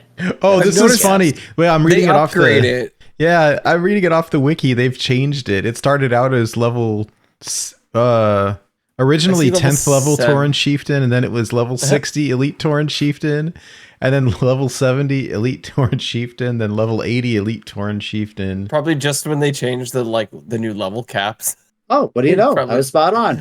That's really funny. No, yeah. So if you look at their like band logos and stuff, like how they have the stuff on the drums, you'll see. It's hard to see in this picture. I'll put a bigger one up, but like it says L90 ETC is like the logo, and you can see it in a bunch of the Hearthstone cards as well. Let me make it big. There we go. Like you see on the drums there, it looks like I see now. Yeah, this one says 70, but yeah, there's in the Hearthstone ones, they haven't shared the full art, but I swear it's on a bunch of these cards. But then you can, yeah, check this out. So here's a newer version here, and you can see this one says L90 level 90 ETC. Yeah. It's kind of funny. But I always saw that and I was like, what the heck is Lou ETC? Like it looked like and it's They're telling you how awesome they're gonna rock at that particular time. And they're getting you amped. Because you know what? They're up to level 90 now. It is just like oh my gosh, what is that movie? This is Spinal Tap. Yeah, Spinal Tap. Turn it to 11. Up to 90. It's just like Spinal Tap, but like instead of turning to 11, he's like, here's 60 and here's 90. It's like, whoa, that's still 10. Whoa. I know they've snuck it into the background of some of the card art. I'm looking for it right now on the side while you guys are chatting, because I'll find it. I swear I saw it. I'm watching you sneak it into the side. Oh, there it is. Yeah, here's one. All right, from concert promo Drake. There you go. Here, I'll put it up on the screen. That makes sense. I just realized it was promo and not Proto Drake. That's really funny. That's so funny. It took me a bit to catch it as well, honestly. Oh no, that's good. Yeah, so's your face. Look at that. It's hold on. Let me level 90 right there. Promo Drake instead of Proto Drake. That's so funny. Do you think he's soaring, or do you think he's floating in place and just? I think he's hovering. Like, yo, over here. I think he's soaring. I think he's like one of those like advertisements. Like, circling around. Oh, that'd be epic. Yeah. You know, and that would work more with the tradable, right? So like you're right. Nah, you go around another time. You get somebody else. Go around another time. That's so funny. I think there's one. I think at the merch booth one or whatever. It's in there too. I know they've snuck it in other places. Yeah, it is great just how many details they put into the art for all this. It is even more impressive that when you think that theories are made by so many different artists who are just kind of given a basic concept to work with. but they must have a lot of love for the game and backstory behind a lot of this to voluntarily go like, hey, yeah, I'm gonna sneak this little element here. This is gonna be I fun. wonder. I don't know. I'm kind of curious. Yeah, I wonder how much art direction they have if they're told specifically or not.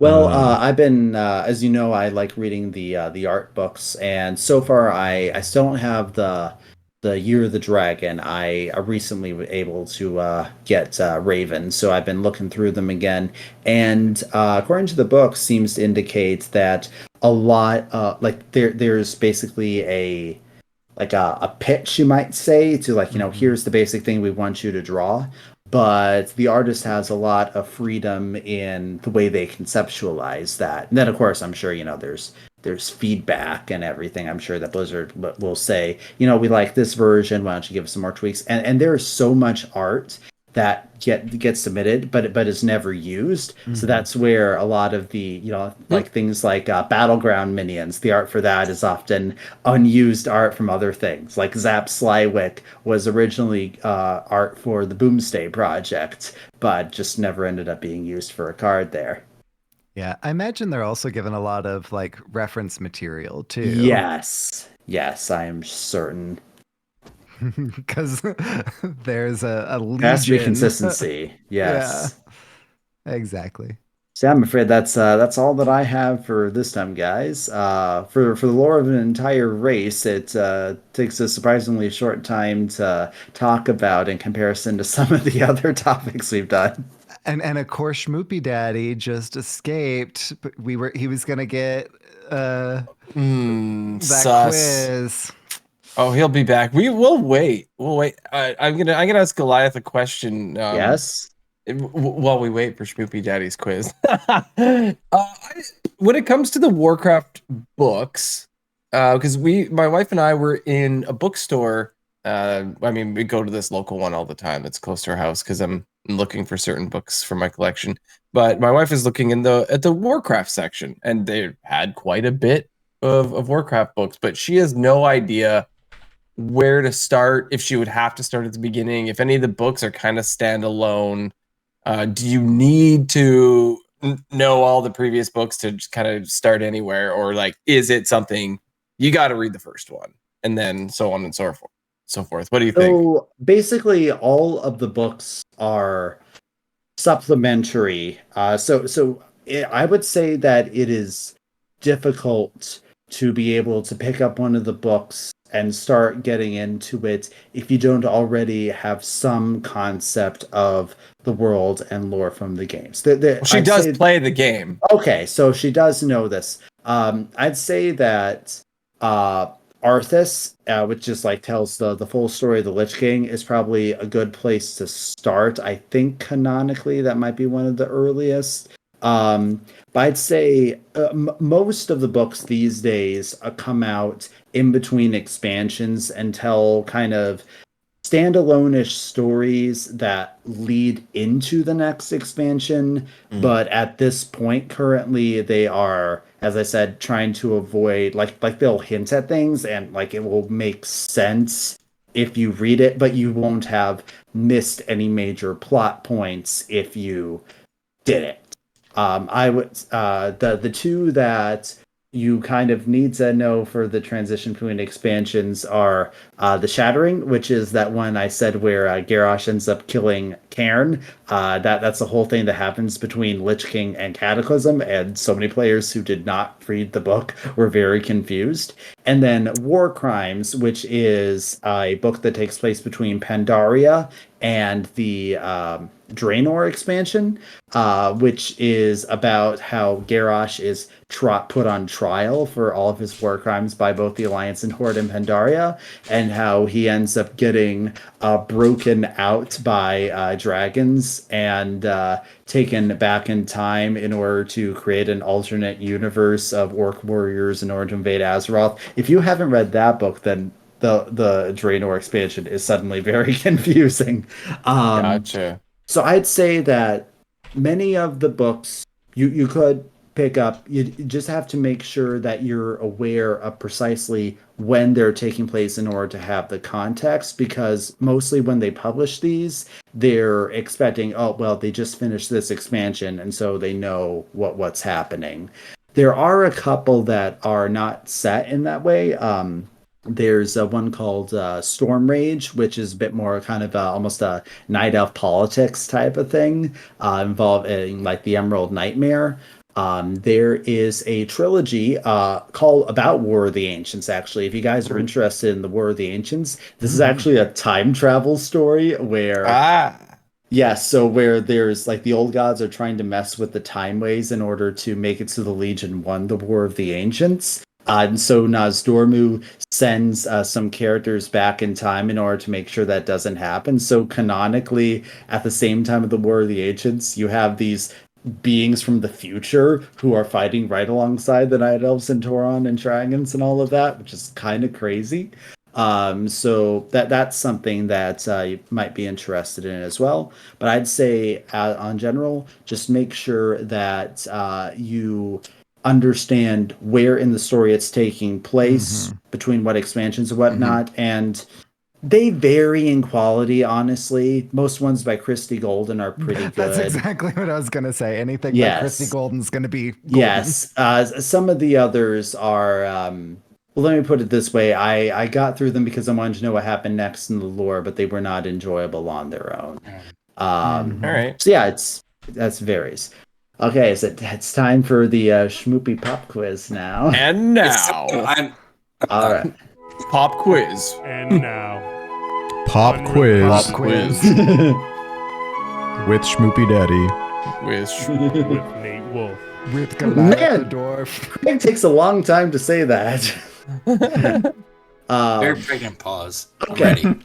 Now I am making up these on the fly here. Okay. Name the 3 different bovine races. Oh man, dude.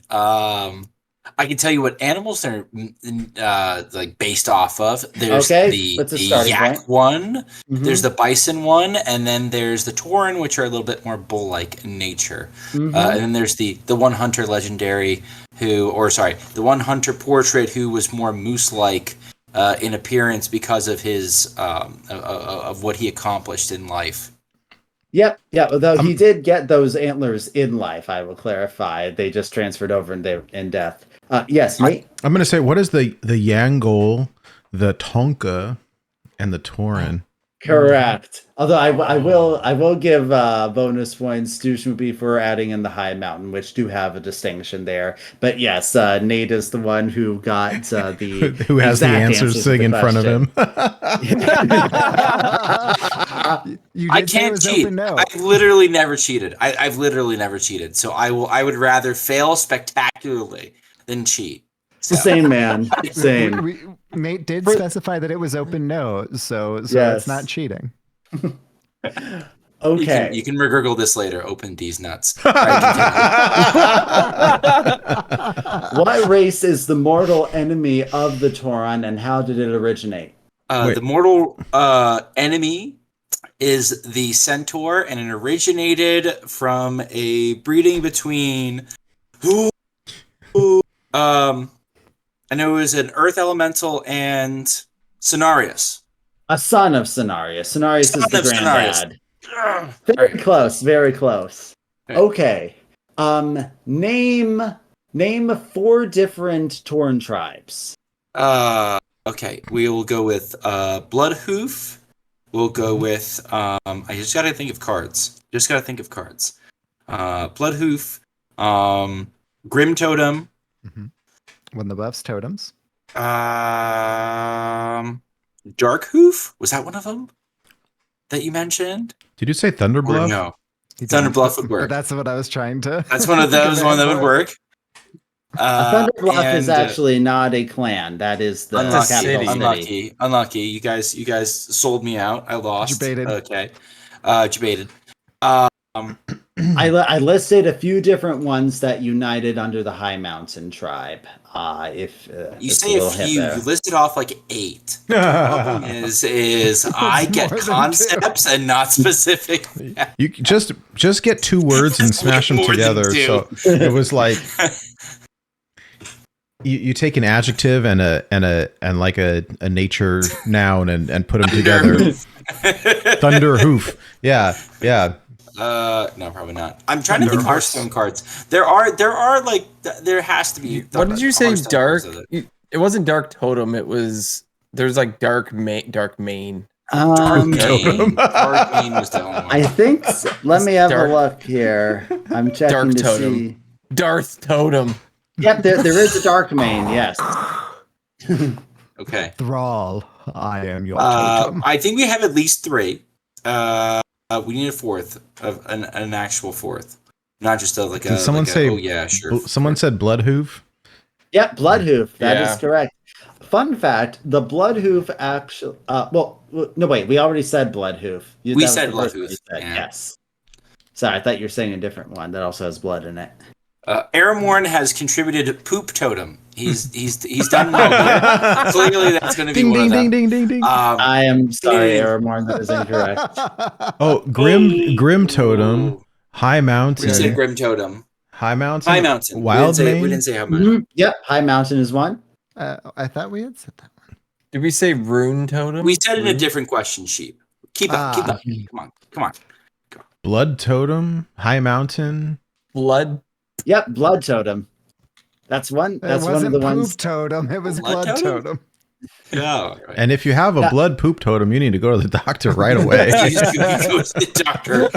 Now, fun fact is that in the Legion expansion, the Blood Totem tribe actually ends up making a deal with the Legion and doing the whole drink the demon blood thing that the orcs did long ago, and they become the Fell Totem. So you're fighting these demonic moose-antlered Tauren in That High sounds Mountain. awesome. I thought you were going to say something about like a blood poop totem, and I was very concerned. Concerned or disappointed? Let's be honest. Well, actually, When it finally played out. Lore-wise, they A little bit of changed both. when they were corrupted. They became the Blood Poop Totem. No, Oh my gosh, you guys need to be careful. I'm going to come up with an episode name based off of this. Can I ask a question? Oh my God, these guys are totems rad. themselves, in Hearthstone, the totems obviously are a force of offense and defense. In WoW, or is it similar where it's like there are these tokens that the Taurens are basically producing? Yeah, you Yeah, get to drop them if you're a shaman. You get to drop totems. Yes. I was a Totems totem. are honestly something that's a bit more game mechanic than really Okay. fleshed out lore. Frankly, so when you play a shaman in World of Warcraft, your abilities are based off of things that lore-wise only like the shaman equivalent of certain races can do, like Hex, which turns people into frogs. That's really only like a troll voodoo doctor thing. And so Okay. like these totems, that's the thing kind of like that the orcs in Tauren do. They're basically kind of a combination of contacting like ancestor spirits and a connection with the elements, but the lore, like the rules for totems, have never been like fleshed Fully out, fleshed out. lore-wise, as Okay, far okay. as I So, am like, aware. It's a thing you like, do in the game, but okay. Yeah, you run into battle and you drop, like, you can have assigned certain totems to your keys on your keyboard, and you drop certain ones that give like area effects to your party, like Gotcha. extra damage or healing or whatever, Okay. right? And you just drop it, and you, as long as you stay in that radius or diameter of the totem, you get the effect. And So, I'm paying 1 mana for this, and it's defining my meta, and it's not fully fleshed out. Sounds good. Okay, I'm on board. I'm signing up. Yeah, Good. so the way I understood it is it was more like the elements were the things, and the totems were just ways that they were, kind of like wands and other, like In a the way that sense, they're yeah, or harnessing kind the of like elements. superconductors for connection with the elements, maybe. Yeah. But then there's this whole ancestor spirit thing that gets thrown in. Shaman is honestly the most confusing amalgamation of abilities that exists class-wise in the lore. Because which they don't know. They're just kind of reaching out for anything. They're just kind of like, Right. yeah, I'll take it all. I'll take That's it all. just it. Yeah. Whatever you got. There's different versions of shaman from different races, and the classes in WoW and Hearthstone just kind of merge it all together. So, which is why I can talk to ghosts, I can summon fire, and I can turn people into frogs, and that somehow is all Why not? connected. Sure. Yes. Okay, a couple more questions for you. Shmoopie, Okay. what is the chief deity of the Tauren, and what is the connection with the sun and moon? Okay, the connection of the sun and moon was somebody ripped out their eyeballs and tossed them into the sky, and they're forever traveling, which actually makes a lot of sense inertia-wise, but one turned into the sun and one turned into the moon. As far as the chief deity, the part that I hooked onto was there's no, like, actual, like, It's a Yak Loa. It's like a classic Hearthstone voice line from a character. Your classic Hearthstone voice line from a character. The blank face. mother. Come on. mother is part of it. Yes. Now I just have the song stuck in my head. And the shredding guitar riff when it's breaking down. Or Broodmother, and it's definitely not the Broodmother. It's the place where we live. The Gaia mother. What? The Gaia mother. Oh my god. Biggest hint ever. Mother Earth? Oh! Stop that flipping Earth in Mother? reverse. Earth Mother? Okay. The okay. Earth Mother is the Earth Mother's chief ripped deity out of her the Tauren. eyeballs and was like, haha! Alright, got it. Alright. Yeah, in a Tauren legend as a way of helping to protect them from old god corruption, essentially. Okay, let's see. Because the Earth Mother is near. Exactly. That's the one. Okay, now let's see. You know what? I'll let Nate. You come up with the last question here. Ooh, no pressure. Make it good. No Do pressure. your worst. Don't do your worst. That'd make a terrible show. Do your best, but also, like, challenge me. Face me. I'm already fairly challenged. It shouldn't be too bad. Who? I got one. Yeah, you do it. Oh, go Okay, ahead. I could do it. Who Yeah, did the super metal or punk action of ripping their opponent's heart out? Okay, so for some That's a good one. background, I bought this skin in the bundle that supported the last Wild Open. Because I was like, you know what? I really like supporting my format, and I like supporting little tournaments, and I think it was the first money I ever spent on Hearthstone. So I know him as the Thunder King, but he rips out Ra's heart and consumes it, and thus becomes like supercharged uber metal, and it's just like, yeah, we do the thing now. So that's my detail for that question. Yeah, Do you? So yep, Thunder King is the title. Do you remember his name? it's like low ren or You have the basic sounds right. A little, a couple of Yes. the consonants are mixed I up. do that. The vowels are correct. The consonants are not. That's as close as I'm probably gonna get. Would you like to phone a friend? I will phone a friend. Yes, please. It's Lei Shen. That There you is go. correct. There you go. All right. Ding, Well, ding, ding, ding, ding, I ding. was not keeping score at all, but I think that you did pretty well overall, and I'll pass you anyway. I'll pass you. You just won $1 million courtesy of Goliath the Dwarf. Yay! How many dwarf bucks did I get? We Did forgot. I buy a cozy? We forgot the thing. Oh my gosh. yeah, we'll have we got to some we'll of have those to end the show. Kevin We'll have to shared end it. the show with it, I guess. Just Yes. as well, we ended with a concert, so let's get into the music. Hell yeah. Yeah. This is what happens when I don't have show notes where I put stop here for song. All right. Here we go. If you can't hear it, then let me know. Thrown under the bus. Turn it up a little bit, maybe. Crank it. It's up all the way. Okay.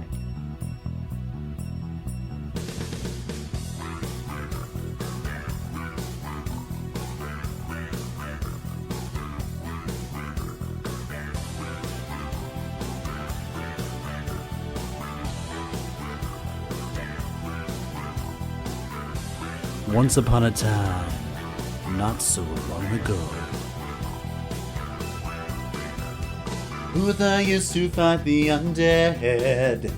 His hammer would smite and he'd heal with the light to bless. To bless. Anduin gives healing all day. They flash and restore as the light he implores. Now rest. Now rest.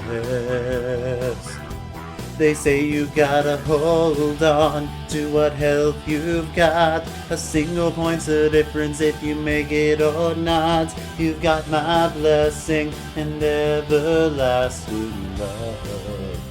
Now give it a shot. Whoa, your health's half there. Whoa, healing with the prayer. Lay on hands. You'll make it, I swear. Whoa, healing with the prayer. Uther's got his blessings in stock. Of wisdom and kings and authority brings so much. So tough. Anduin has power in words. Fortitude is your shield, and with glory, now you'll be okay.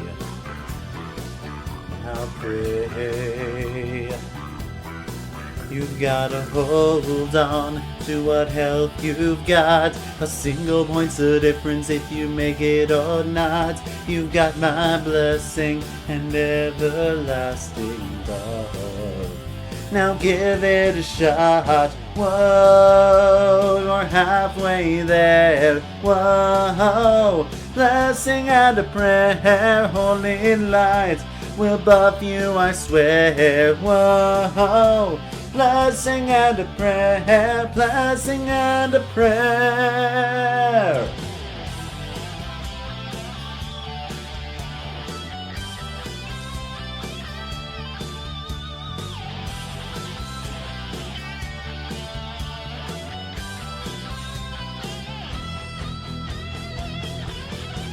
Oh, holy Nova, ready or not, now finish the fight and you'll come out on top. Whoa, your health's half there. Whoa, healing with the prayer, greater potions will get you out there. Whoa, healing with the prayer. Whoa, we're halfway there. Whoa, blessing and a prayer, divine shields protect you, I swear. Whoa, blessing and a prayer. Whoa, you're almost there. Whoa, praying desperate prayer, lay on hands.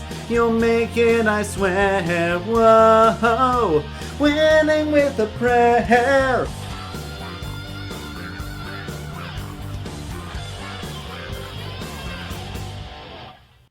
Woo! Is it just me, or did you also nail at the end where the key changes, like goes like up a step, and you actually like did that too? Oh, so good. So good. I was fortunate enough that the karaoke track I used for this was in my bass range to start with, so I could afford to go higher. I can't do that on some songs because I'm a bass. So, yeah, I was actually, the fun fact is that I first learned about the existence of that song from the flavor text of Desperate Prayer back from Forged in the Barrens. And then I heard it randomly on the radio. I'm like, hey, that sounds familiar. And so I decided to just bring it. I actually get a lot of ideas to do parodies from the jokes that they put in the flavor. That's how I did the YMCA one. Remember the evil promoter? It says like, Cobalt, there's a place you can handle Cobalt when you're short of the candle. And I just decide to turn that into a whole thing. So that it's really fun. I don't know if I'll be able to do that with Big Dreams though, because they have a Journey reference there, just a small town Tonka living in a lonely Wonka. I'm not sure what I could take. If I could have done something from that, that would have been very appropriate for this show. But I just didn't know how to move on from Wonka, you know? That's amazing that you learned that from like some flavor text. Like that is crazy. That song came out the year I was born. Lonely Tonka living on a Wonka. Wiser words were never spoken. And you heard that on Born to be wild. Oh my goodness. I had to. It was perfect timing, but It was perfect timing. It's a good way to end it. Good way to end it.